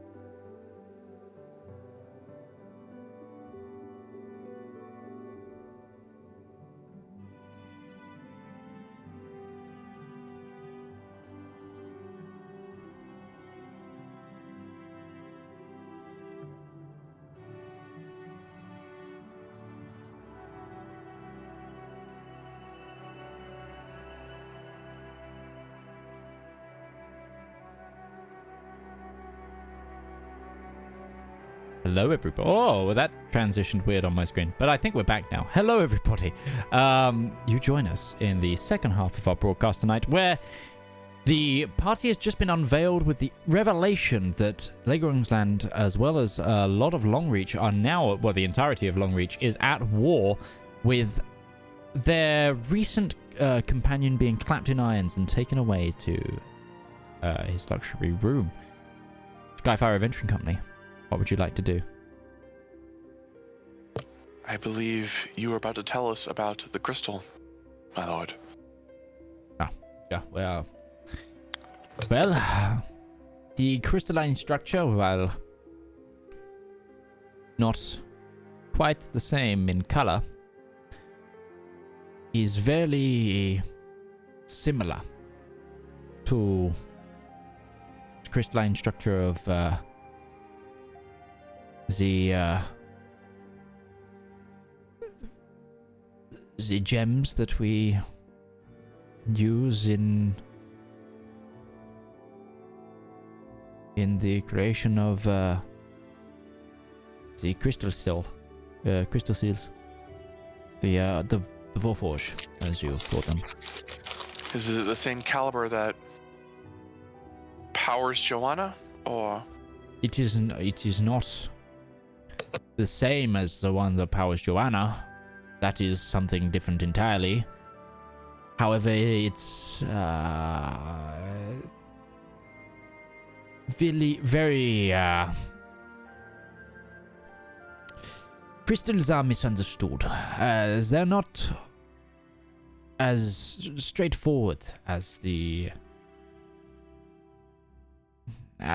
material components that make up the rest of our world. Think of them somewhat more like, well, especially these type of crystals. The more those of the Selite family. The ones that we use to make Warforge. Think of them as much as crystals as they are almost like myconids. They have slightly different structure, but there's an element to them that is living. They're not mere material.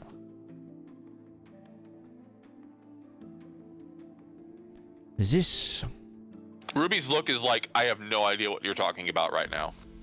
This... Totally gone. This crystal that you bring has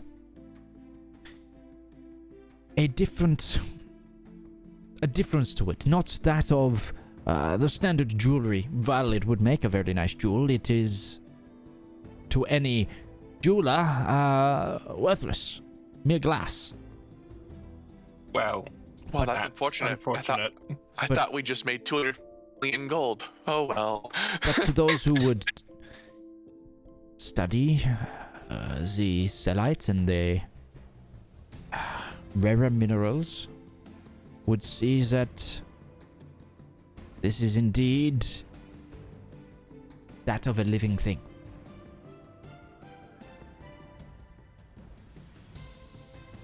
say you had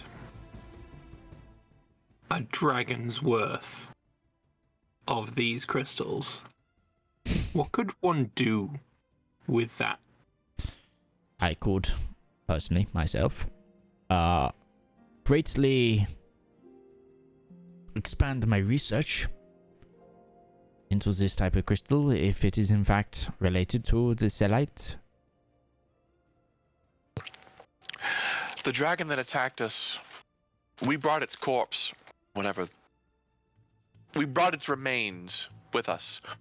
Granted, most of it is probably still bits and pieces across a farmer's field. He's going to want compensation. I gave him a bit. I hope that's okay. Well, if you have the address, I will send a bailiff to go and deal with the farmer. She will absolutely give him his name. I don't think she collected the address. You didn't even get a name. Describe the farmer about I'd say about 12 miles. So you said it was a horizon distance. So that's about 12 miles. I have navigation charts. I can That too. determine exactly where it was. As that would work. The equivalent dragon- of latitude and longitude for somebody's address. GPS coordinates. That There's shit. an app for that. What should I Called put? Braun. There's a Legrungs lander for that. Does the name Zedaar strike any bells?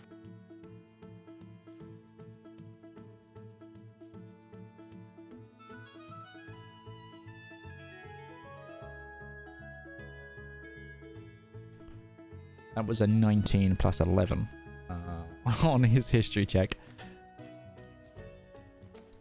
The name, no, it sounds draconic in origin.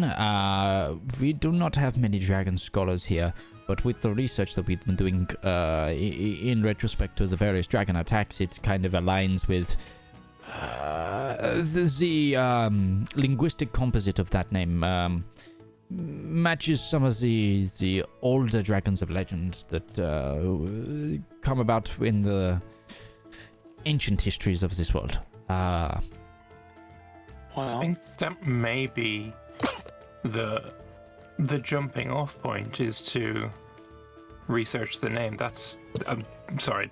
That is what no, this dragon was called. Valmir absolutely has a point, and I was just thinking that there is one place we can go if we want to get dragon lore. Atria. Atria.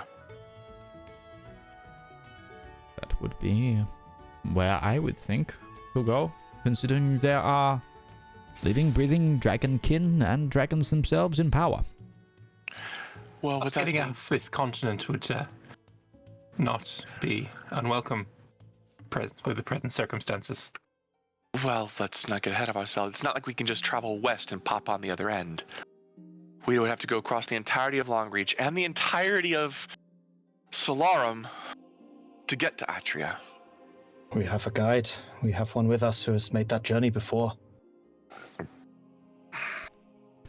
Well, by air, with the infrastructure, you could get to Kozak, of course.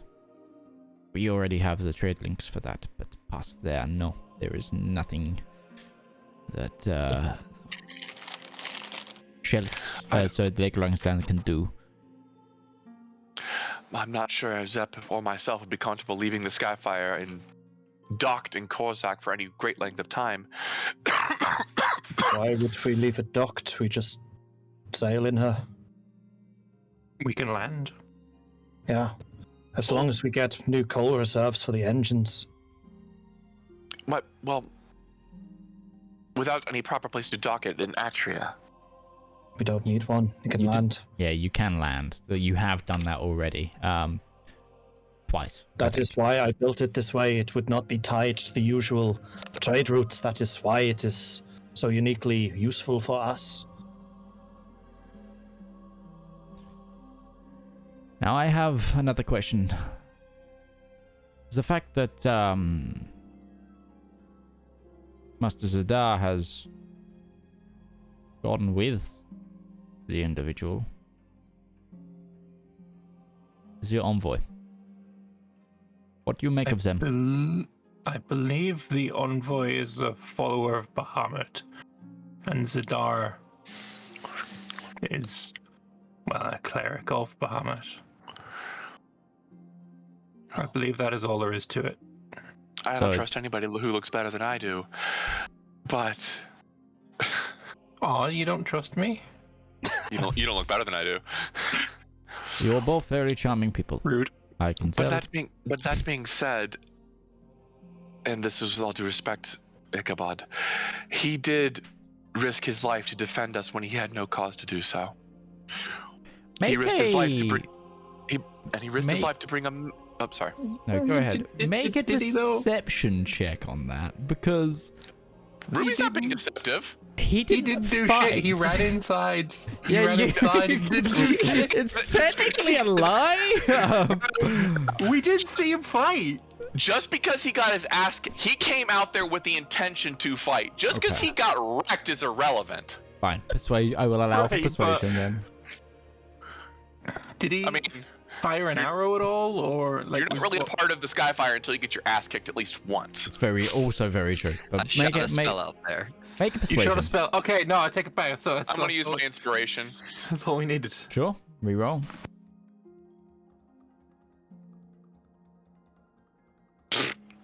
Oh. Man, Ruby's rolls continue to be absolutely garbage, but you know what else is new? 16 ain't bad. Well, for me at least. I am not completely sold, but I am willing to hear from all of you what you think of this individual.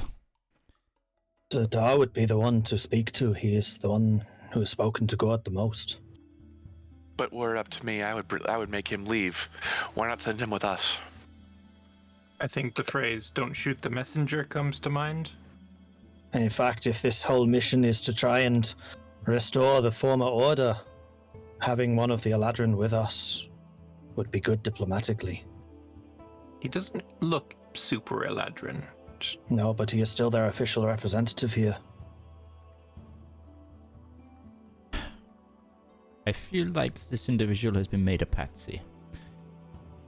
I should have assumed when they did not send an elf that they were not willing to talk.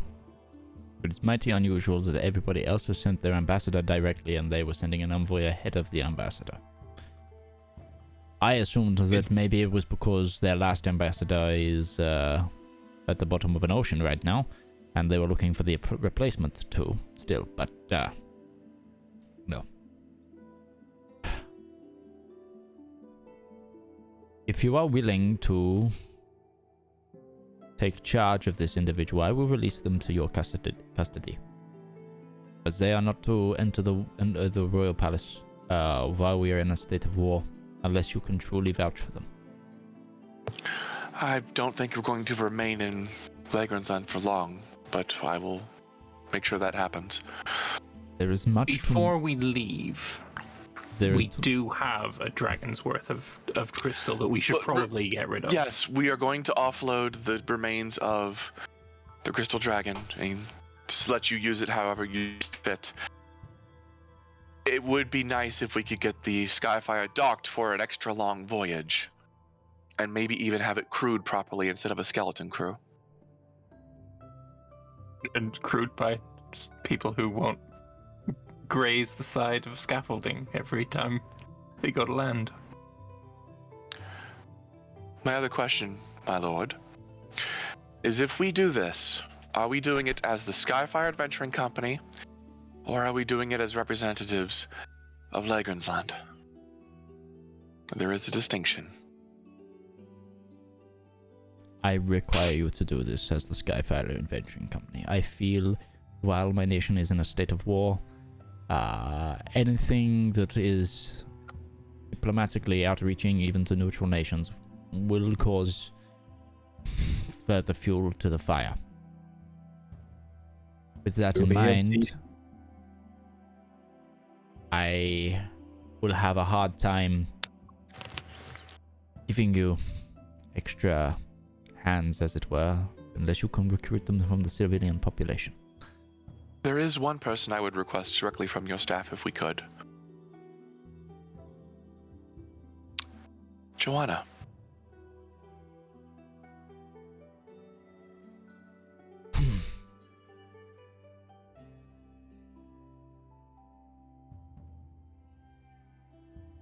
I am...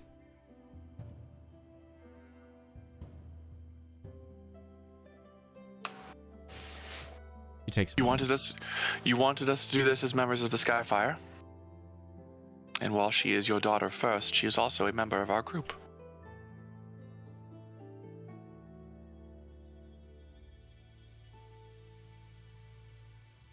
Everybody else is giving me the look like, what the hell are you doing, Ruby? Yeah, let's take the most dangerous weapon that the world is looking for, move her from the safest place on the planet, and take her with us.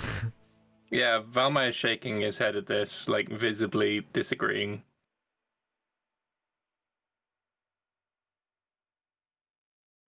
Like that does not seem like the wisest. All the effort we did through to bring her back, it would seem counterintuitive. Also, I think, like, just to throw this out there, by bringing her along, we would be directly attaching ourselves to Legrand's Land, which is defeating the point.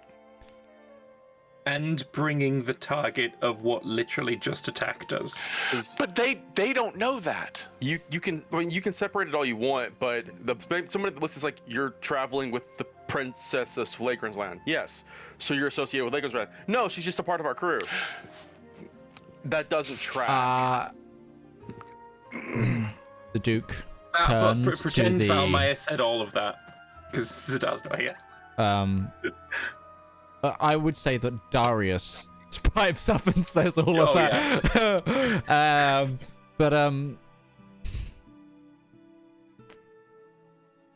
So, Joanna, what do you think? And the painting, the new painting to the room that I pointed out in the last episode, clarifies. And it's not a painting, but there you see Joanna sat in a chair watching.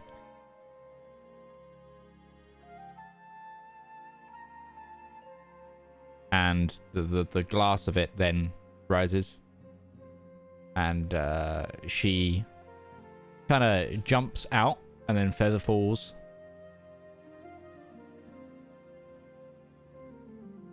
It makes me very happy to know that you consider me part of your company. However,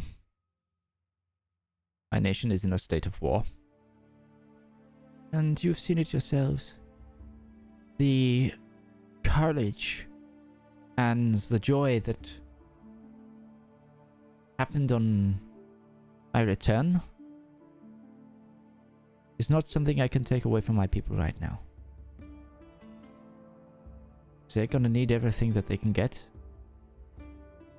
And I am trying to learn to rule. She looks at her father. What better time than a time where my people will need me most? I am sorry, but I cannot go with you on your journey. That is your choice to make.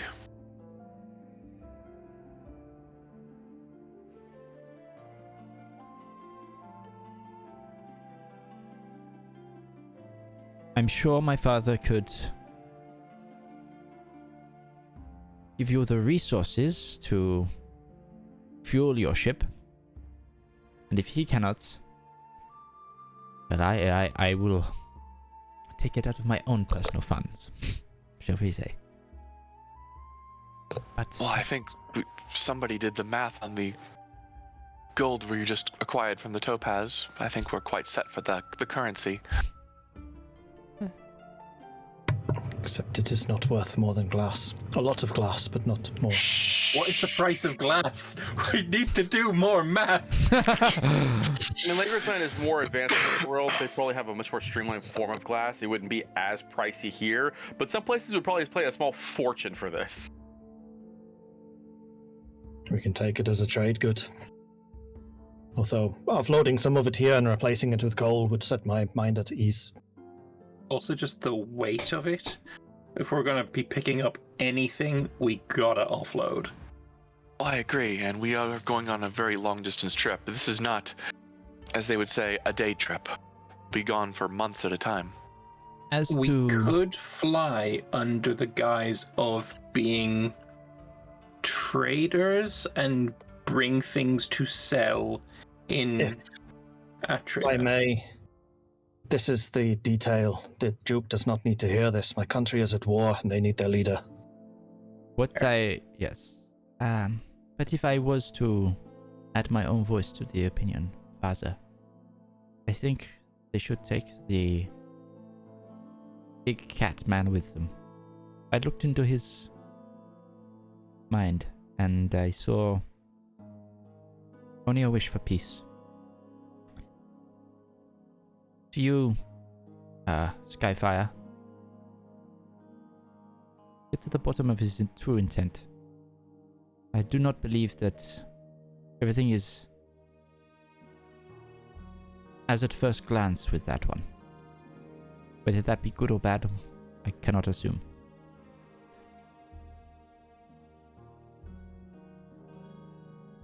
Publicly, for this to work properly, we must also tarnish your reputation here a little bit. If you are to move safely, or should the need arise for you to go to the Eladrin or places less friendly with Legarang's land. Word needs to spread that our heroes, as you have become, left us in a time of need, wishing to not affiliate with a nation state. The luxuries you have received from the nation will have to cease for the time being. My daughter is right.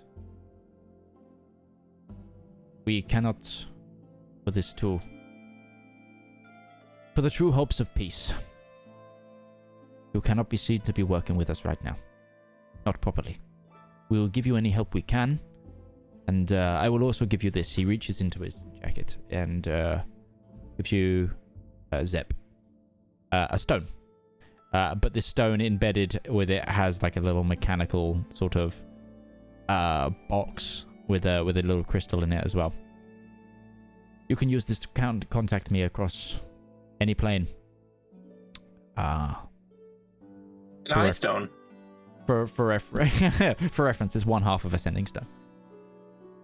The other one, he lifts up his shirt a little bit, tapped right here.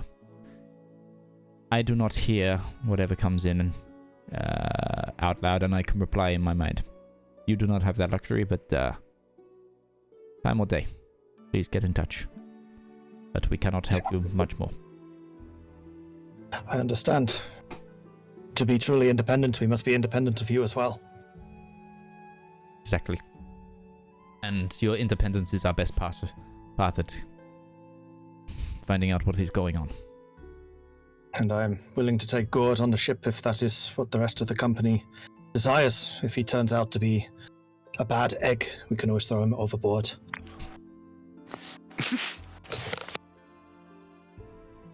Cats do always land on their feet. Thank you, Ichabod, for your assistance. And good luck. If you're looking for us, we're probably going to make our way first to Nardafel and then we're on to Atria. I should be able to pass you information as and when I find it. With that, it works in both ways. So, whoever is going to be best kept at communicating should keep the stone. There's one more thing. If you do wish to acquire the dragon's corpse from us, but do not wish to deal with us directly, we can sell it to the Skyspan shipyards, and you can buy it from them. I'm sure we can get some paperwork going.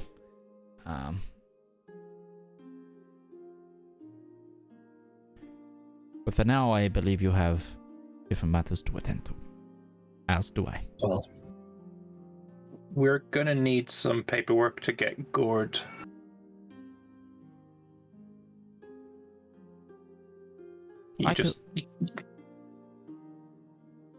He has just been sent away.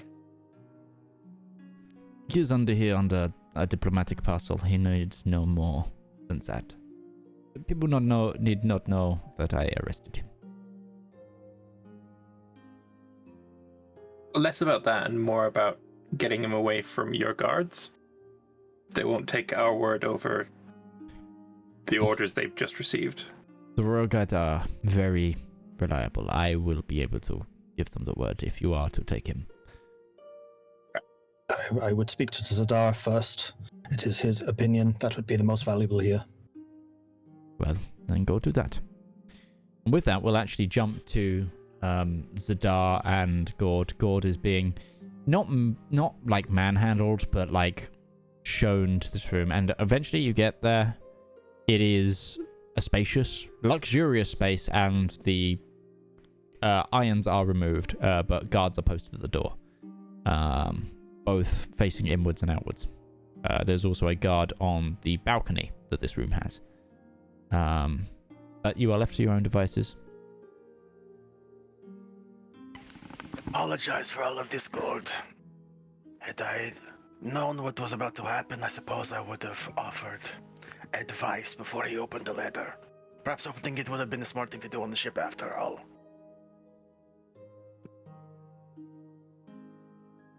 He's just gonna kind of stand there and like pace a little bit and kind of just like take in his surroundings, not ignoring you, but just kind of nodding his head at what you said, assessing his situation. And then he's gonna turn to you.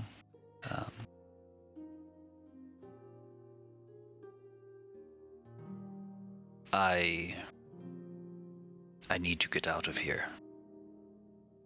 Now that I officially know what was on that letter.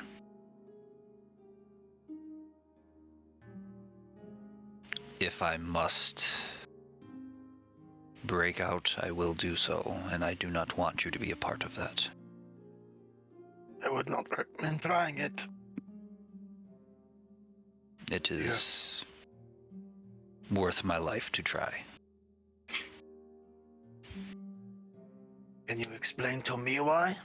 I have put in my trust in you. I have shown that I would stand by you in this instance. Surely that is worth you standing by me and my curiosity.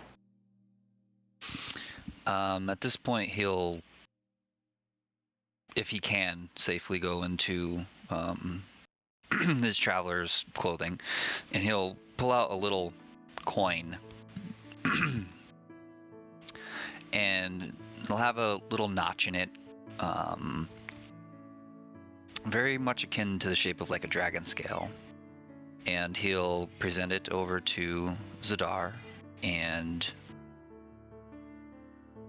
as you know, if Zedaar will take it from him, he'll start explaining that this coin, this token, is a symbol of a group of individuals I belong to that are focused on maintaining peace.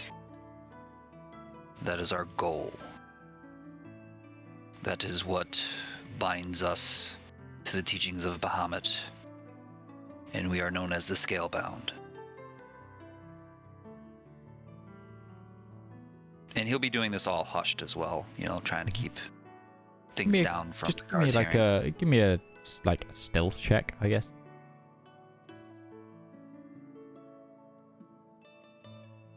Okay, Zedaar has very good hearing. Yeah.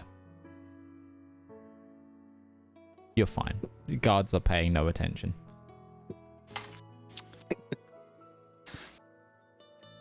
And then he'll go to his, basically the sash that he has tied around his hip.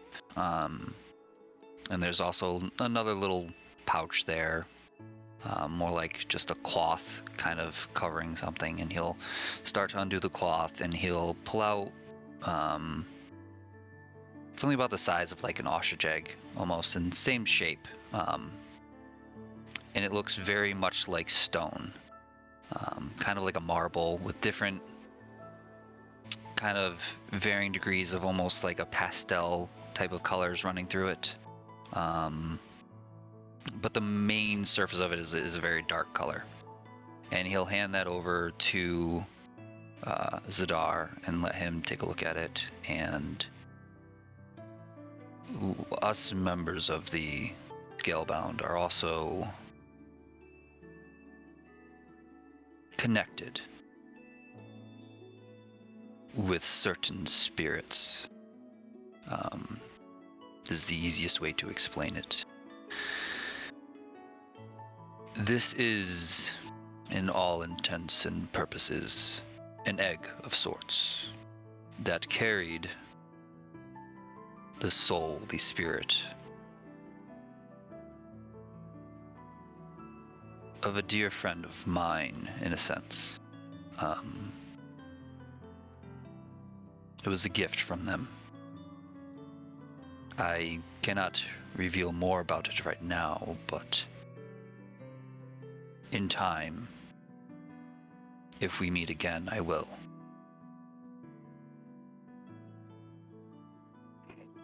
When I saw that topaz dragon that attacked us, it reminded me of that which you hold in your hands, and when I was in my room, I was trying to compare it, see if there was any similarities, and I found none.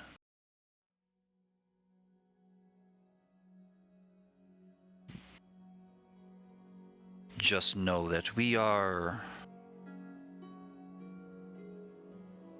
harbingers of peace. We travel the world, the lands, the nations,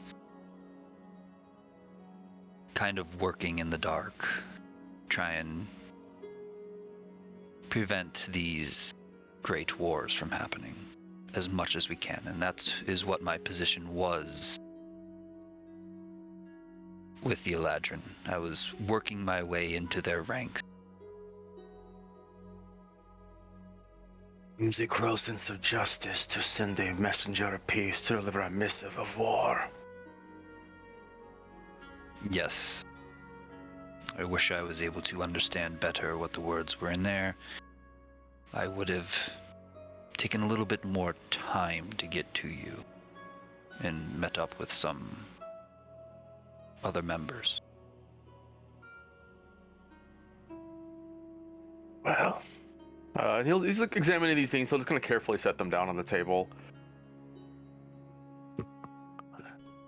this is frustrating. That it seems that in the instance where people should be coming together, there are those out there who will take advantage to try and tear them apart and change the status quo.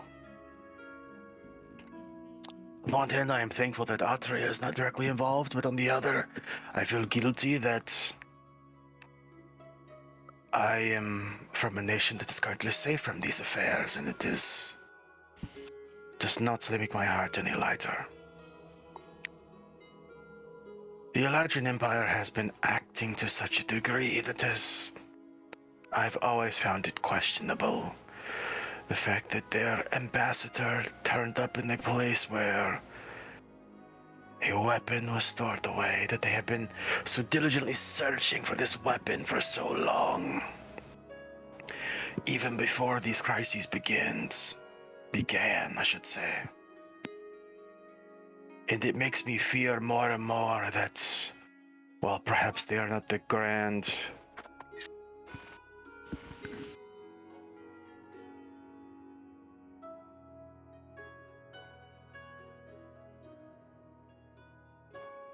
Sorry about that. I forgot where I was. The Eladrin are not the grand. Yeah. They may not be the grand architects of all of this that has happened, but they are certainly taking advantage of something that is occurring, and I find myself frustrated that I have not been able to do more for it. I will say this, Gourd.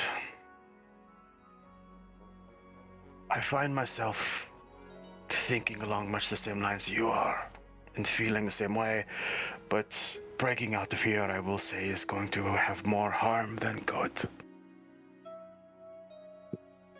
If the Duke trusts my judgment, then he should trust you. If he does not trust my judgment, then I am just as much as home here as you are. For how can he trust a stranger to walk around to cities?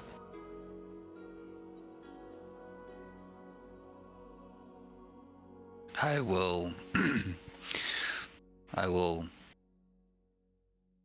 not act rashly until I hear back from you. If you can convince him that I mean him and his land and his people no harm, that would be the easiest route. Because, again, I do not want to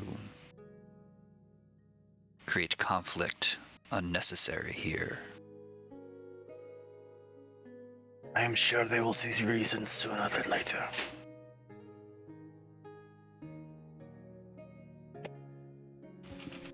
It's about this time that the rest of you who travelled down find the ambassadorial quarter level, and see the room with pointed guard outside, who, upon your arrival, stand down, enter the room. One of them retrieves the rest of the guards, and they leave you. No words are exchanged. They just know. And the rest of the Skyfire enter what is Gourd's prison chamber. Well, we just got done talking with the Duke. And? What do you want to hear about first? This or the crystals? The war. Before we get any further, though, I'll kind of glance towards Gourd and then look back at Zedaar. Do you trust this man? I trusted him so much that I stood with him instead of the Duke. Okay.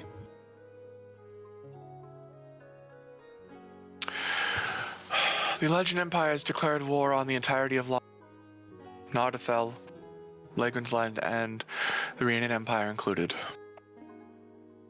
It was not just Lagrangeland, they declared war on the entirety of Longreach? Yes. And this is not just a war that the way it was worded, and she will hand the note. I'm sorry. Did Ruby still have it, or did she give it back to the Duke? The Duke kept a hold of it. Okay. The way it was worded was, this was not just a conquest of territory. This was a declaration against the founding principles of the king that never was. The Eladrians have declared the crusade? Yeah, to restore the order that is now failing from the king that never was. The time of the king that never was is shaking and failing, and they are declaring this war to restore the order that was ordained to them. They're using the dragons as a pretext for unifying the continent under their rule. We have no way of knowing for sure if the dragon attacks and the Eladrin Empire are linked. But she seems to pause. There is only one place we can think of that might know more about dragons. And she'll look at Zedaar.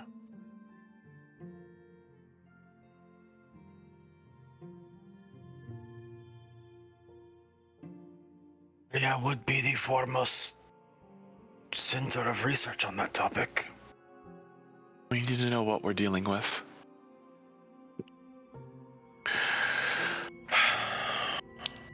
Before we depart, look to Gourd. You can't remain in Lagrangeland. We have no way to tell you where to go next. But Zedaar vouches for you, and he has never once let us down, so his word goes a long way. If you want to come with us, you're going to involve yourself in a conflict that is going to exceed the borders of nations. We are aspiring against creatures that, if they have their way, will very likely try to change the foundations of the world. And everything we know and have relied upon and has been built in our lifetimes and those who come before us are about to be tested. You'll probably be beaten up by a dragon again. I wasn't going to say that. I think that was understood. This isn't just a fight for the foundations, this is the fight for the very fabric of the world. We don't know who the bad guy is. We don't know what they truly want in the end goal, other than destruction of what is and restore what was. Maybe. But we do know a few things. We know what they're after. They're after the weapon.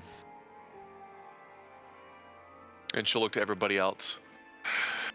They think And we what have about it. They're also after other items like the weapon. Remember, it is not the only one. Yes, I was getting to that. The crystals of power that exist in this world, I don't know off the top of my head what Ichabod called them. Only that there were, I want to say 12? 10. 10? And I was just trying to get to that. There are 10 of them in the world. Each of them a representative of various aspects of our existence. So far, only one has been confirmed. I think I have a clue of where another one might be, but I would have to go home to be sure. And it is kind of on the way to Atria. It would be the opposite direction. We can't travel across the continent to the border west, can we? DM, as far as I understand it, nobody's been able to do that. Yeah, We can't go east. You can't go east. No one's been able to do that yet. The sea and the skies and the elemental pool is too. So we will have to Too go much. across the. We will have to go across Longreach. Can't cross the Pacific. We have to go all the way back around the Atlantic. Okay. Yes. Yeah. Unfortunately, no one has found the Northwest Passage yet. Fair enough. Put it that way. So, as far as your destinations are concerned, I would like to go to Othray.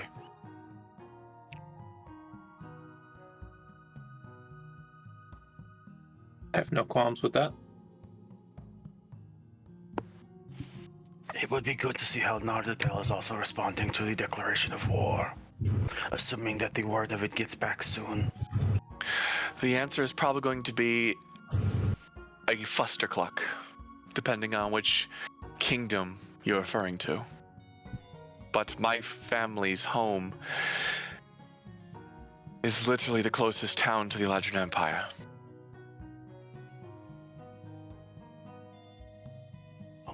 It would also do us well to spend some time there just to see how things develop now that the official declaration of war has been declared. If other things start happening, it might lead us to more information. And it's going to take us a decent time to get to Atria regardless. Yes. I would also hear from Gourd. Currently, all of our conversations are just going over his head. And as someone of my stature, that can be very annoying. Yes, but for you, Zeb, it's just small talk. Both of you, in the bin. I couldn't resist, I'm sorry. Pun on pun action. It's just quality content here at the I component. find that a cast. swift pinch to the stomach puts that to rest right quick.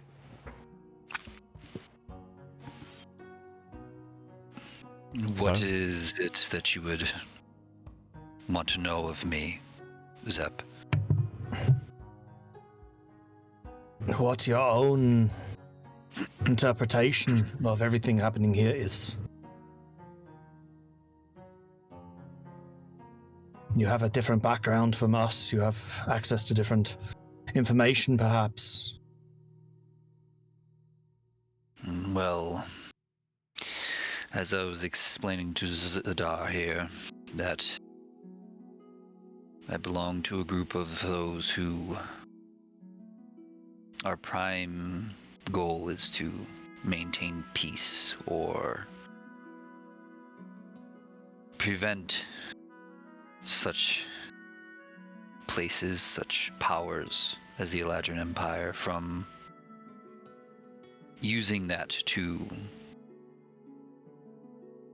conquest and make war.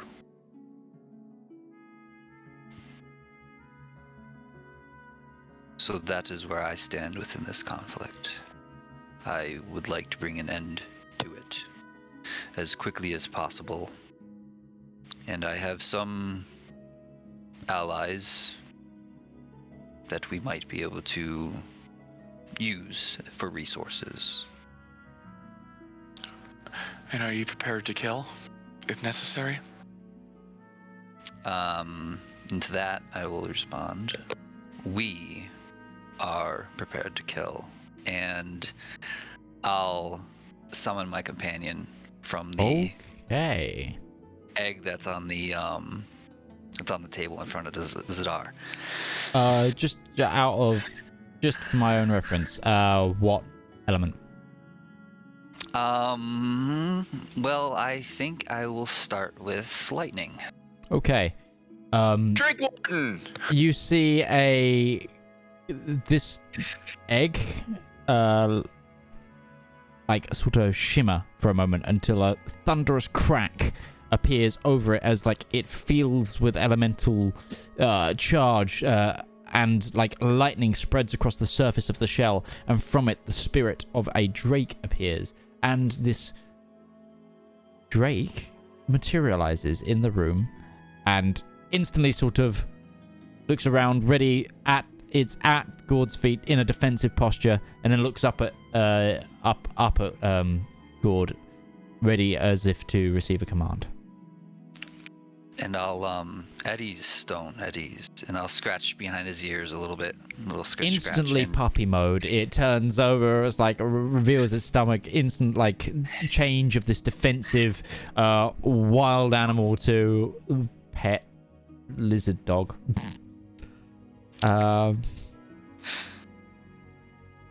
Yeah. It's beautiful. Has Zedaar ever seen anything like this before? Yes, Zedaar will have definitely seen a drake before. It's one of the less Less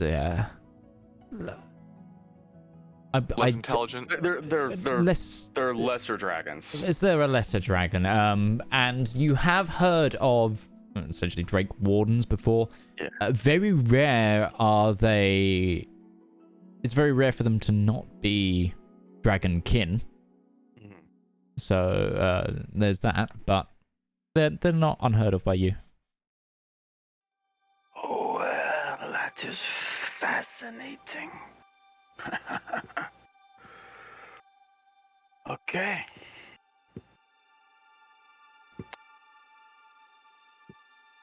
All right, well, first things first is we have to return to the ship. Gourd, you have to remain there. And you do have leave to leave. Now, we have brokered that at least. If we're going to be gone for a long time, we could probably take the remains of what we've encountered, the dragon, some of it anyway, and attempt to sell it off and supply our ship. We are going to need a full complement of crew if we're going to be gone for any length of time, because there's going to be times when we are going to have to depart the ship, I'm sure, and it's going to have to be manned and guarded. I think it would be smarter to offload all of it here. I The might sheer have a amount way- of poundage we are carrying, it is already straining the ship. Well, I was going to bring up, will it sell better here or will it sell better in Notathel? We have no reason to believe that Notathel would have use for soul crystal or whatever this is. The Duke has already expressed an interest, and if I can broker a contract with Skyspan Shipyards, then we might find an intermediary to sell it in bulk. Well, this fossil fuel, such as it is.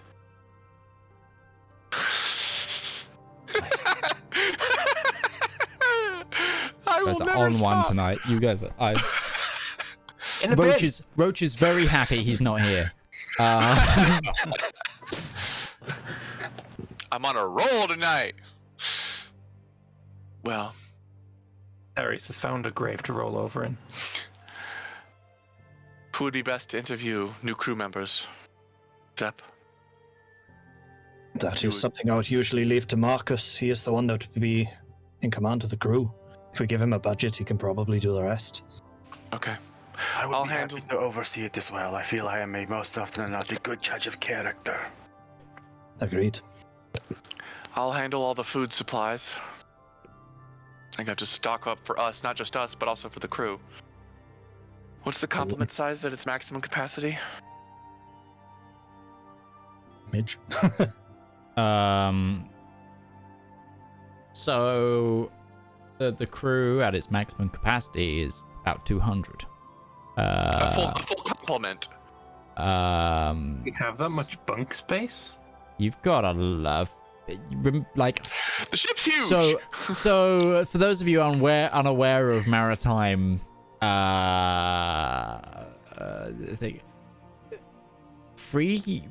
this isn't a period where everyone gets their own cabin, and to put it into a different perspective, what would be the max complement of this maintaining as a trading vessel? You'd be looking at about 50 people. How many have we got right now? So like 200 will be warship capacity with thing. You've currently got about 13. You are running at bare bones of the ship. I'm thinking maybe 75 total. So we do have extras. 75 does sound good. And that way we are not overwhelming the ship with just pure crewmen, share weight. Marcus can maintain this as a trading vessel as they move through, and they can try to maintain their own finances, and Marcus can make some coin for them on the side. Enough that everybody can get covered a shift and actually get a full night's rest as well. Do we want to maybe get one of the merchants to actually handle buying and selling of goods? I'm sure I have contacts to do this. I'm not myself the best trader, but I do belong to a merchant guild. I could be quite persuasive. I would not be opposed to hiring somebody to handle that with bookkeeping as well. Okay. Yeah. Very least it would help the ship itself cover its own expenses.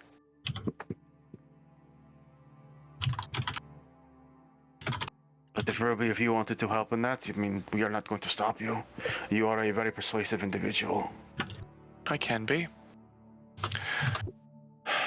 Valmir, why don't you establish a duty section? What's one of those? Watch rotation for the ship. Oh You yeah, divide- You divide the number of crew into a number that as everybody gets the chance to has to work, but also gets a little bit of time off to themselves to sleep, and occasionally maybe even play a card game. I also want to just double back, just remind you of something. Gourd is allowed in the city. He's just not allowed in the palace anymore. Yeah, it's not the royal palace. Okay. It's prevented from. He's just not allowed in the Festung, near any government buildings. He's allowed to exist as a civilian. Just There's Persona non grata. Waiting to poke him with spears until he's out of the vicinity. Well, either way, we shouldn't overstay our welcome with him. yeah, it's basically all envoy access has been denied. Anything like he's not allowed near certain public buildings. You know, a full itinerary can be provided of where he is and isn't allowed to go, but for the main part is just keep him away from the government and the military, and you're fine. Also, the group has passed on the information that we should be separating ourselves from Lightning's Land. Zedaar would advise, And the sooner we do this, the better. You know, We should formally bring him onto the company roster as well. you should also introduce him to Darcy. Yeah. There will be time for that. We are going to be traveling for many days. Darcy has found herself a new companion as well. Looking towards the lightning drake. Which is currently like, it's gone to sort of like a sat dog stance, where its tongue out, like. So think, how much would think lizard golden retriever? It's probably how I would. because it's lightning specifically, it's a golden retriever. Yeah. I always think it always blue more than yellow, but sure. So it would be a blue drake, wouldn't it? with the working with the merchants, how much could Ruby sell the remains of the topaz dragon to, or is she going to give it to the Iron Duke for him to use as his own, science experiments? And just to chip in, the way I would frame this is if we do it via the merchants, I would say to my uncle, you can get a contract with the Duke very easily if we sell it to you in bulk. Well, okay. Are you? I take it you've amorphously left this chamber, because right now you've just been kind of discussing on the. As you go back to the ship, you actually, Zep, your uncle is there, waiting outside. He is, and he is Zep. I have not left the capital in since you've been. I heard you came back. I needed to speak to you at once. What is all this stone that is being pulled off of the ship? It looks like gems. How did you find so many gems? Well, it is a long story, but it is the corpse of a dragon. And I'm going to imagine that I have a piece. I just show him. I think Actually, a really everyone's short just found story. a piece A of really this. short story all involved. Yeah, this is the shortened version of it, but... The Duke summoned me because I heard you needed to do some paperwork. I'm guessing this was about this. Yeah, so I have brokered an agreement because we cannot be seen to be doing business directly with the Duke. But I know that Skyspan is an adequate, shall we say, middleman in arranging such agreements. So if we sell you this, you can get a contract with the Duke to buy it en masse or with any other buyers that you may find. I hear the sound of gold twinkling in my eyes. Or however that goes in common. Yes, we can definitely do this. Do you have a rough estimation of the weight? I'll get the money transferred to... Would you like it to your personal account in the bank, or would you like me to arrange for you to pick up chests of gold? We're going to need some of it in chest, and the rest of it can go to the bank. We are going to use a lot of it to supply the ship for an extended voyage. And speaking of the extended voyage, we will be flying under the flag of a trading vessel. And you know yourself, my acumen at buying and selling, this has never been my forte. Do you have a merchant, maybe someone young who needs some experience, who could be the guild's representative on our vessel? I can definitely assign some trader, a trader to the ship. Yeah. Are you wanting to fly under Skyspan banners? We remember we have legal offices in multiple nations, so it wouldn't just be Legoland's Lander. I mean, that is where our accounts come from, but we have shell companies and such that you could For this, technically it go would under. be Skyfire, but there's certainly an opportunity to make some profit for Skyspan, I imagine. Okay. And are you purely looking for gold from this, or should I try and get material as well? Do you want it? To the others. Do you want it in material wealth or monetary worth? There's some nations that prefer different economies, of course. We will need a combination of both. If we could get privatized trade bars that may trade better in foreign nations than Legrand's wealth when this is all said and done. Or other jewels and the like, things that are internationally accepted. There is also one thing that I would like for myself personally, just one of the small soul crystals. I wish to try to get some comparison between that and the dragons. Fuck. You want Salite? This is a very rare commodity indeed. That will take a lot of negotiation with the Duke. I will see what I can do. I think he would understand the reasoning, though. Possibly. I will, There's a lot of forms that need to be gone for that. How long are you planning to stick around? I will see what I can do on these deals. Not long. A day, maybe two. We need to recruit quite a large crew. That would be the longest. Yeah, okay. If you're not able to, it is Shorter okay. available. Yeah, I'll see what I can do in 24 hours, and then I will regroup to you. Okay. I'm going to start laying in the orders for food supplies. I'm sure my uncle would be willing to assist with this. Skyspan is, after all, used to supplying vessels. Very well. And she will hand him what is basically equivalent of a grocery list that could... It's extensive. It is an extensive list. This is not something she's just been planning for herself, but if she had to feed the entire crew.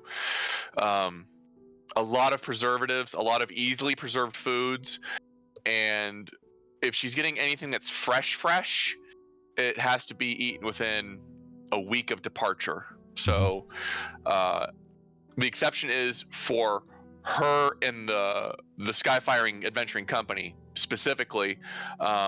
She's going to use her own private bag of colding to store Okay. How many the Hero's Feast food. How many days food are you looking for? Like, for how many crew? At minimum, 1 month's worth of food. Okay. For a complement of 75. Okay. Cool. I would also like to have some enchanting materials, because you said it was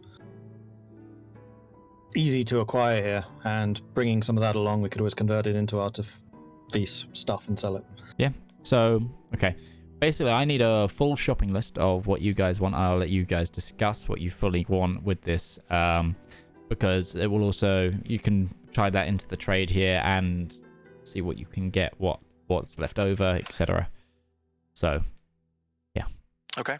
I will say you have time now to work through that, working with your uncle, seeing what you can get, using your guild privilege. And yeah. Is there anything else you guys would like to do? I'd also pay my guild dues for the next 6 months. Which I think is 6 gold pieces. Yeah, there's like nothing into it.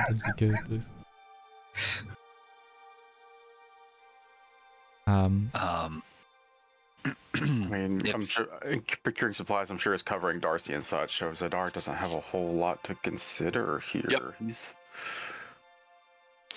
Oh, there is one more thing I would like to get put on the ship, since we seem to have a religious complement at this point. A shrine of Bahamut at somewhere on the ship for our 2 companions. I was actually going to say, can we buy a fairly extensive amount of platinum, and Zep would actually make it himself. That this is something he's been actually planning to do for a while. Zedaar already has a stone one in his room, but sure, yeah, just make an official one on the ship. Zep was like, seriously, this is one of the things I've been trying to budget for a while. I just didn't have the money for it. Ruby would also, when bring that up to Zep, he'd go, "Oh yeah, I'm already doing that." She'd be like, "Well, fine. Here's some extra money. We'll make it happen." Cool. But I have no idea how much. Instead of making out of platinum, he just coats some stone thing in platinum, pockets the rest. It's cheaper to plate it than it is to craft it directly out of it. Yeah. Depending on the cost, I would like to try and craft it.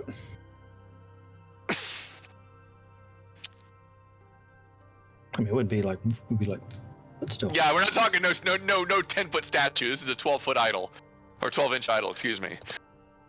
And obviously, I imagine Darius would have a bunch of things, and those are things we'll have to confirm with Roach when he can be up. Because we don't know if he would even take Marjorie with him at this point. Yeah, I can sort with Roach on Roach's things, but yeah, just discuss anything that you guys want to like come up with this shopping list right now, because it will help me out a lot. No, it's 30 days worth of food for 75 crew members and 6 party members. Okay. It's somebody making this shopping list to send to me. That'd be great. If they could, as you vocalize all these things, because. Well, part of the question here is, what's our budget going to be? Like, how much do we have to spend? Yeah, and how much is it going to cost? Well, if you're... So, obviously, you need to pay your crew. So there'll be money aside for that. And supplying them with the food, for example, that's going to take a huge chunk of change. Are you looking specifically for how much you'll have left over?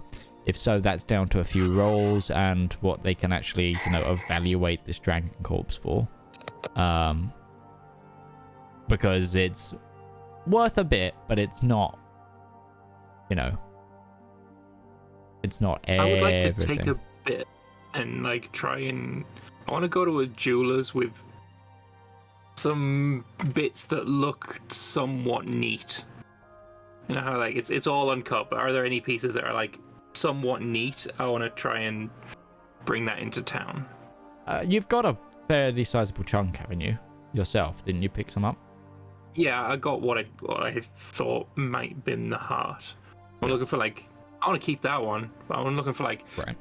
smaller chunks. Well, stuff that looks believable. You reach over to some of the piles that are being unloaded. Because you guys specifically said you only wanted the larger stuff. These when we are were loading it. Did it crack against each other and split off little pieces? I mean, you can try and split off some more, but remember, these are 100-pound chunks. that these are put into. I'll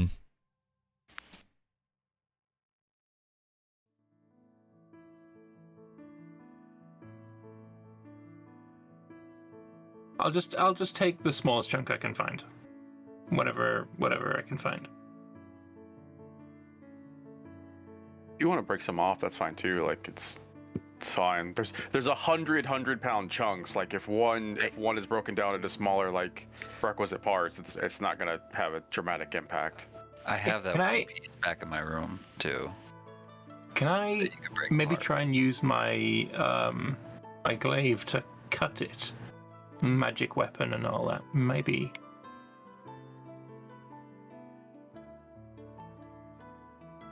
It's made of mithril, and it's magic, so I don't know. It's a magic glaive. It shouldn't Yeah. break. You think? I'm gonna try. I mean, I cut the dragon. Yeah. This is just a dragon in severe rigor mortis. I suppose when you look at it like that. Yeah, I'm gonna try and cut up a piece into smaller pieces with my glaive. Okay. Roll me an attack. Oh, and it's an attack. Okay. Of course it is.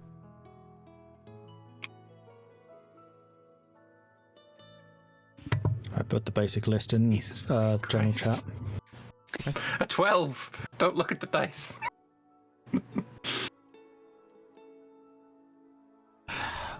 You do get a chunk. It's not clean by any shape of the thing, but you do get some off. Alright, I'm gonna take it into town. See if I can bring it to like a jeweler's. Zedaar is actually would like to do something very similar to that. He'd basically like to just get a hunk of it, not clean at all, that is just about the size of his fist. Same for Zep. So, I will cut it for you if you trust me. question on the shopping list. For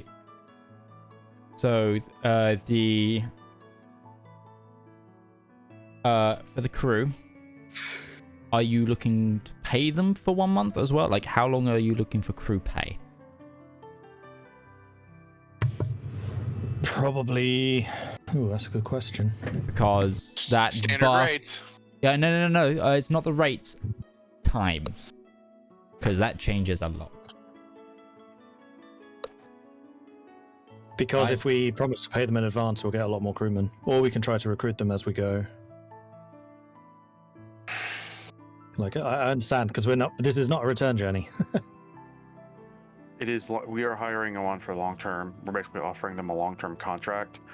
I imagine standard affair in that would not be to pay up the entire contract up front, but you would pay up a dividend of it and then pay them on the rate. You'd probably give them like 2 weeks of it up front, and then the remainder of the contract will be worked out over time.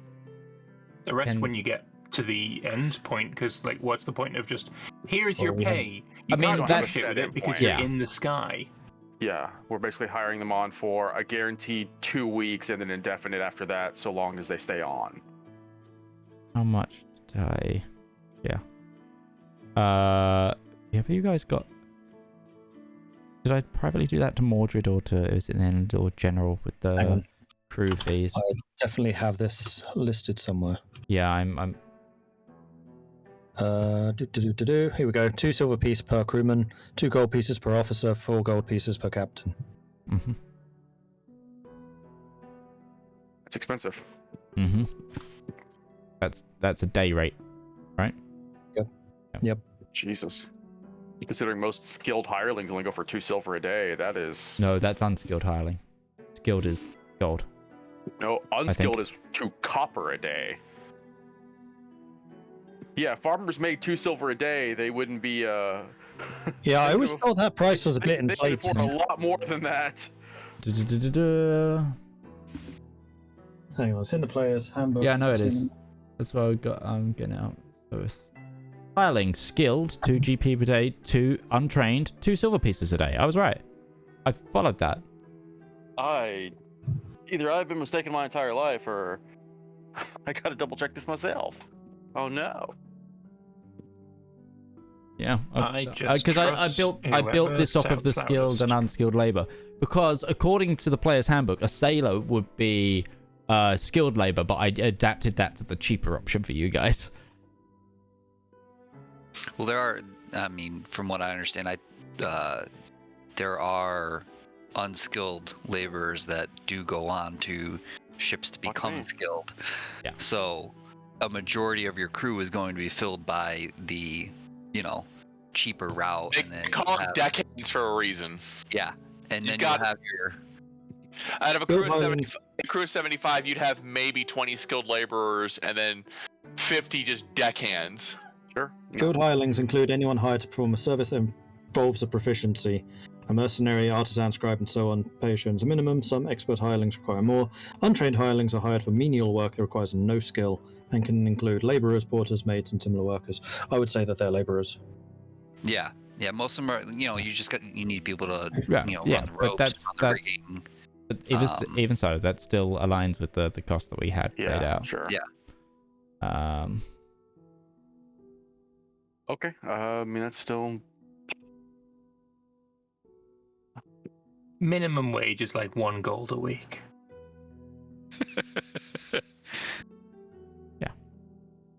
Valmir, you said you were heading into town, correct? Yeah. I would tag along with you. By all means. my math. That's 14 gold a day, not including a payment for captains and skilled hands. So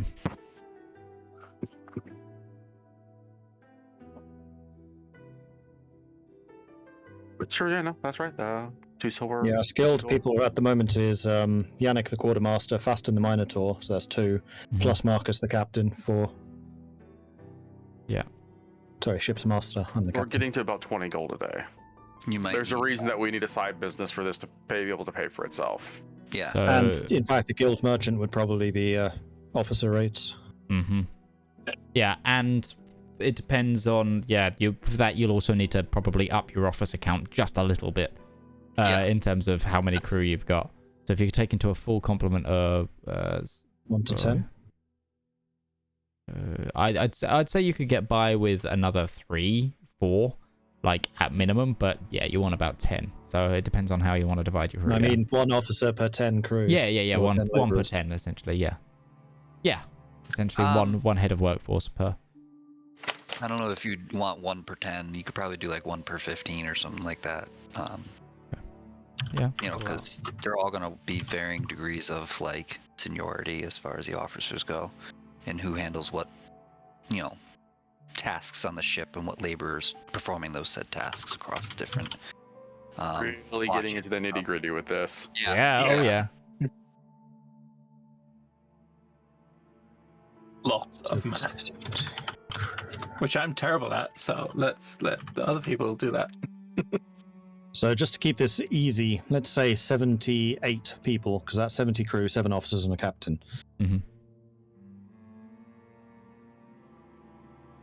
Okay, so We will get that worked out and we will get that funding in. Yeah, I'm working that out now. yeah, so that is 140 silver. Oh, great. I can't edit because the bloody pictures are in the way. so 42 gold and- there. I'm trying to put this into a Google sheet so I have the calculation. I can just change it every time. Is my plan. Eventually, I'll get that sorted post game though, because apparently I can't find where equals is on my 60% keyboard, which makes for doing calculations very difficult. So It's actually before we- It's 30 gold a day. It's nice and rounded, actually. Is it? I was gonna say 30 gold a day because it seemed right, but sure. Bird Zedaar, he is looking to get something crafted by a jeweler. Specifically, he'd like to get the hunk that he's gotten down, basically cut down into a gem stylized, almost like an eyeball sized. And he would like to get an amulet or a bracer of it that is made that has a total of 6 indentations in it that fit the size that he has created the topaz glass to fit. Okay. You can come with us as well because we're going to the jewelers. Yeah. Okay. That's Yeah, why I said, cool. yeah, I'm going along too. This is something Yeah. that's happening. Sure. Yeah. Okay, so yeah, you're looking at 30 gold per day for God, we're gonna go back to the speed of 30 the days. ship and over how long you. So you're going to Othry first, aren't you? Mhm. Yeah. Toward the border. Where's my Asgard's map? Gotta do measuring now.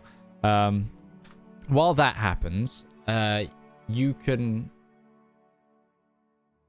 get to the jewelers.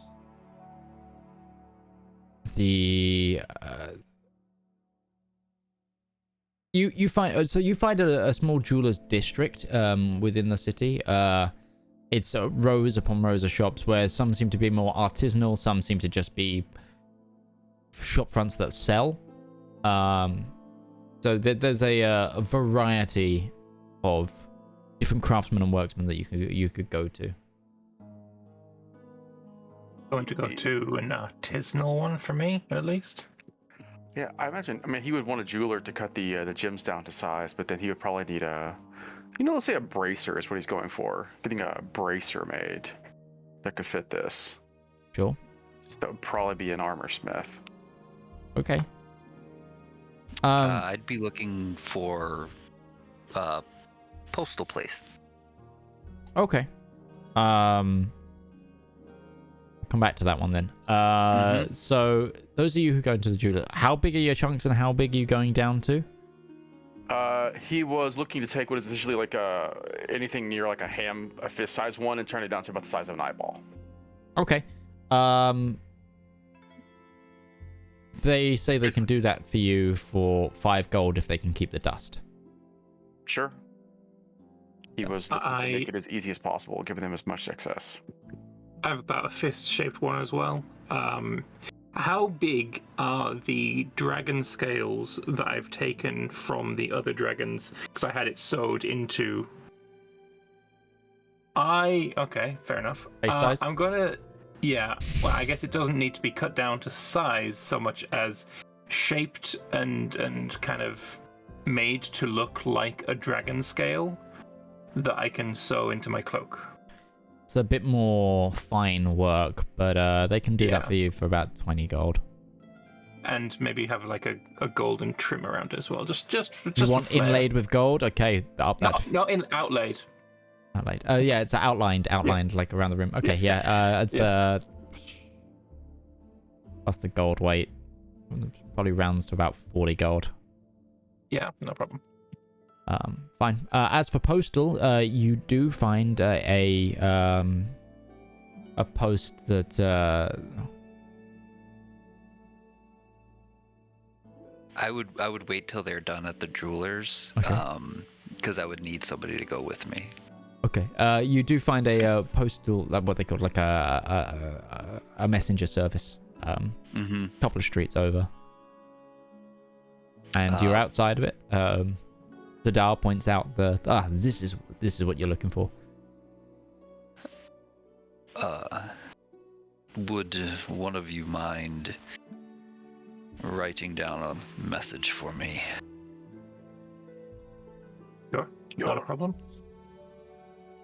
We'll have a handwriting off, see who's got more. What language do you need it written in? Draconic. While we can both speak it, I would say you're a better practitioner of it. You could take this one. Zedaar will pin his letter. It's just gonna say simply like where we're going, just literally just the name of the town we're going, roughly when we're gonna get there, and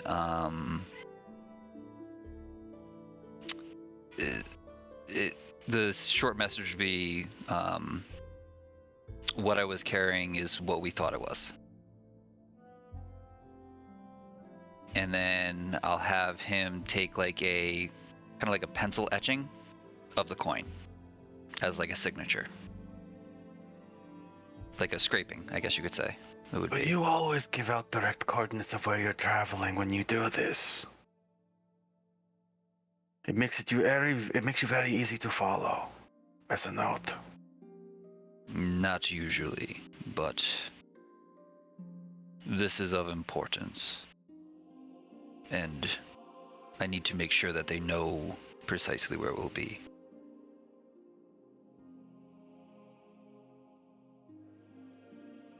If you have a better suggestion, I'm all ears. And his ears will kind of like perk up. I don't know if Zedaar would be a person who was suspicious of this, because I think Zedaar trusts him implicitly. So I think it may be safer to just say the two Nardafel instead of the specific city. Do you guys know which city you're directly going to? Has we just told Ruby all three. Ruby has not given the specific name, but Yeah. she said it's the closest city to the Eladrin Empire, so it doesn't take a cartographer to figure out that's Givriamuville. There could be a few. There could be a few. I'd need to look at a map, but I'd figure it out pretty quickly, and then I would struggle at pronouncing whatever the hell that was.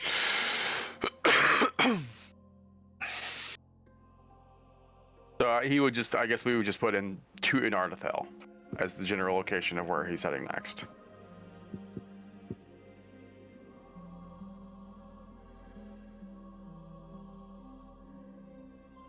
And I would have that sent to...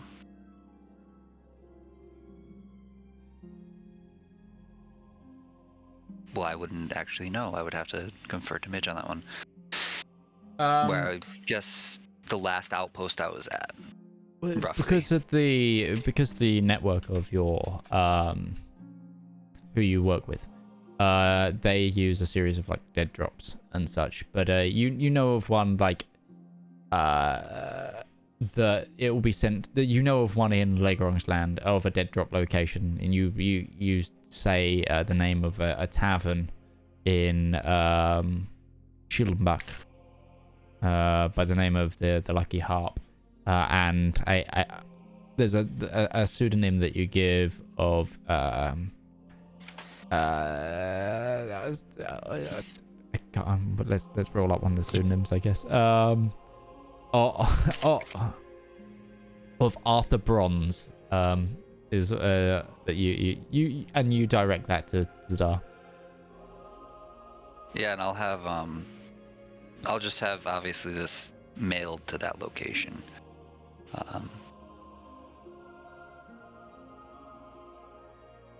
And that'll be the end of my business.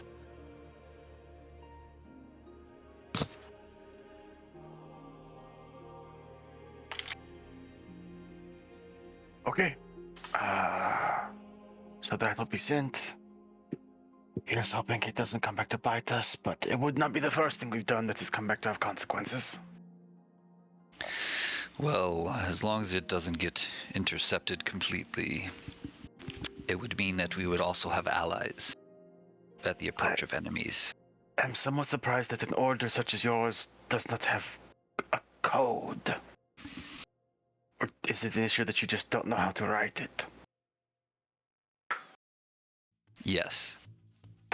Zedaar actually just kind of like rubs his forehead. Okay. We'll put a pin in that.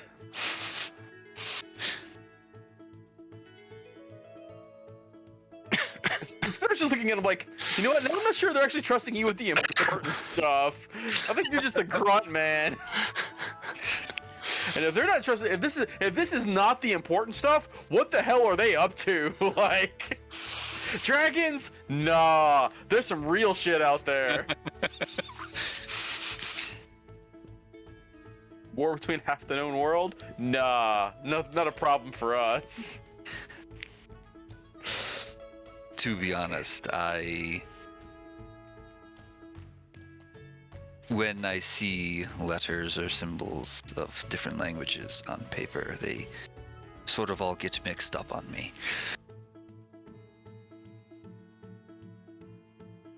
Sometimes I get lost within the words. Oh, I see. That is curious, but...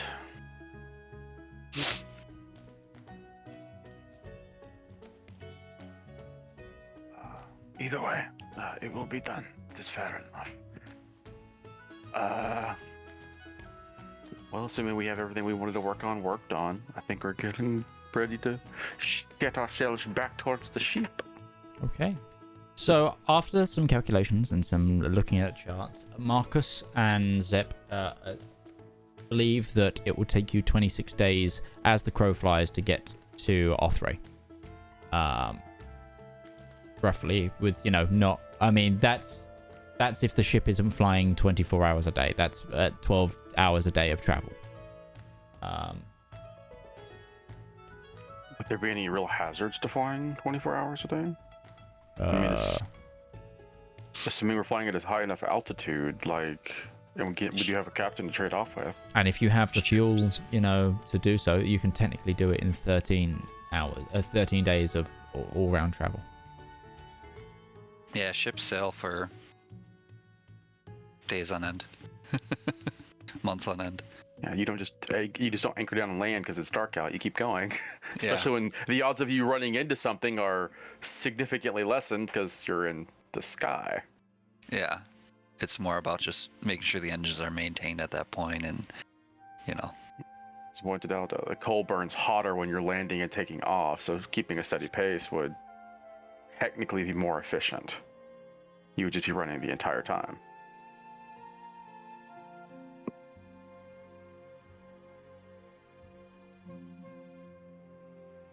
Math, guys. As the one sailor amongst us just stays quiet. Yeah, it would be 13 days at 24. 13 days at 24-hour travel if people are manning the engines at all those times and the engines are kept up to speed and you come across no resistance. What is the capital of the Kingdom of Othray? Because I know it's not Givriamouville. No, it's not. It's Pitvali, I think. Or is it 8? I can't remember. Hold on. I've got that on. Let me change tab. I want to say it's Chene, actually, but... I've got it somewhere. Hold on. I need my... There's also a town there called 8. Yeah, I think it's 8. 8 might actually be the capital. Gotta find my Nardathel notes. Haven't needed those for a bit. Nope, I have not. Pitvali is the capital. Memory. Pitvali? Yeah. I don't see that on the map I made. It's on my map. It is between Corvalou, Mondante, and Charville. I must. Oh, there it is. I just didn't label it. Shoot. You didn't label the capital. That's fine. Just assumed that you knew what it was. I mean, it's not because the overall nation is the kingdoms of the Nardathel, and they have an actual capital miles away. It's like to show each of the independent kingdoms and their capitals isn't always clear on that map that I gave you. So it's an honest mistake, easy mistake. Yeah, but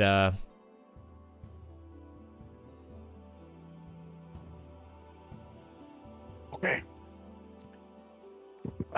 Supplies look good for me. I don't. Those are good for me. Yeah, no. Like we got everything. Assuming Darcy's included in this, but Zedaar and also in a pinch can also just make more food. Oh no, Ruby.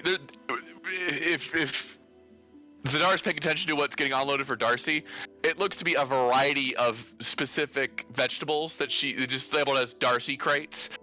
But there's cabbages, there's radishes, there's turnip.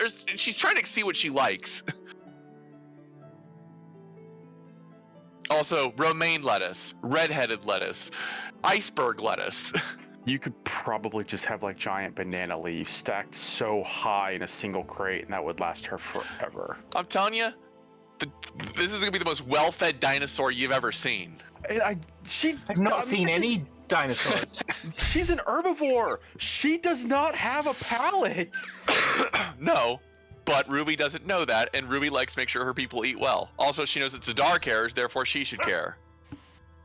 Zedaar's the one telling you that it doesn't matter. Blake is the one telling you it doesn't matter. Zedaar would be very appreciative of this. Ruby's got a big heart. And Darius is not here. Somebody has to be the naysayer.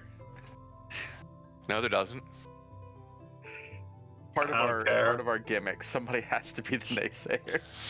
Regardless, But he's not here, so it's done. Ruby is absolutely gonna find whatever the heck special food she can make for. Question. How modest are you going with the meals for the crew? I was about to ask that. So, Bread and crew in water. particular. No, it's not gruel. It's industrial. Industrial gruel. It's between So squalid, per day. poor, modest, comfortable, wealthy, aristocratic. What are we talking? Modest. Modest. Okay. Modest is expensive. That's 3 silver per person. That's more than we pay them. Okay, they're gonna be fat crewmen. Who cares? You're worth less than your meal. Well, no, 3 silver is a day, so it's a day's worth of meals. Yeah, and they earn 2 Question. silver a day. Are you telling me I'm But that's 3 meals. That's a silver a meal. fine? Industrial.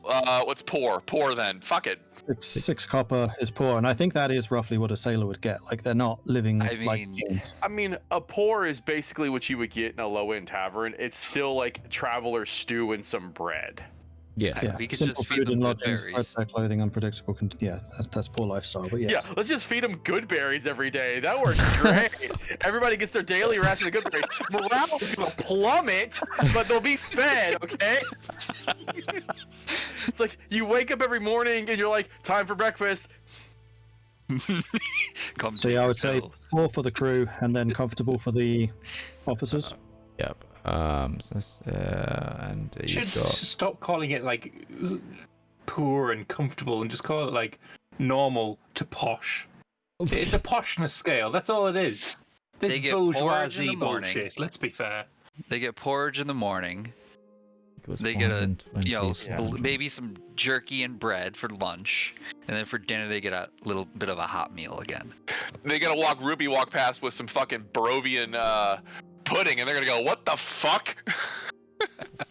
Look, do you fund this shit? Nah. Eat your damn stew. Nah, shut up then. And how? So you're looking for 2 weeks worth of food, right? Or a month? I think it was a month. Yeah, so at minimum, at any given time, Ruby has at least 30 days worth of food just in case. This is a good point. While that is 3 silver a day, that's still 3 silver from a tavern. That is the upcharge. They're not charging you because Ruby's making this herself. She's buying the bare resources for this. She's not buying this from a tavern to just take with her. No, she's going to whatever the equivalent to a Whole Foods market would be. Yeah. In that case, we're getting into trade goods, and somebody Yeah, else can it's like- get out. Because we're talking like for ease, I'm going with the meals per. What is for food under the Yeah, food and drinks? let's- I'm going food and drink per day. To use a Navy term, let's not nuke this too much. And you feel said like- comfortable for those 5 silver Yeah. pieces. Times. I feel like it might be 7, easier 8 is if it, we Marcus? because as fun as this is and all, I think it would be more efficient for us to maybe end session a little early and just handle Yeah. this off stream. I mean, we can do. I agree. Okay, so join us next time when the math has been worked out. Thank you to everybody who's joined us today, including fake Darius, who appears with us tonight. So apologies for the mathing for the end of the stream, but the party have just been given a great quest essentially to go on, and they need to do some traveling to do that. So hopefully join us next week for the result of this. The result of all of this math, we will be sure to tell you.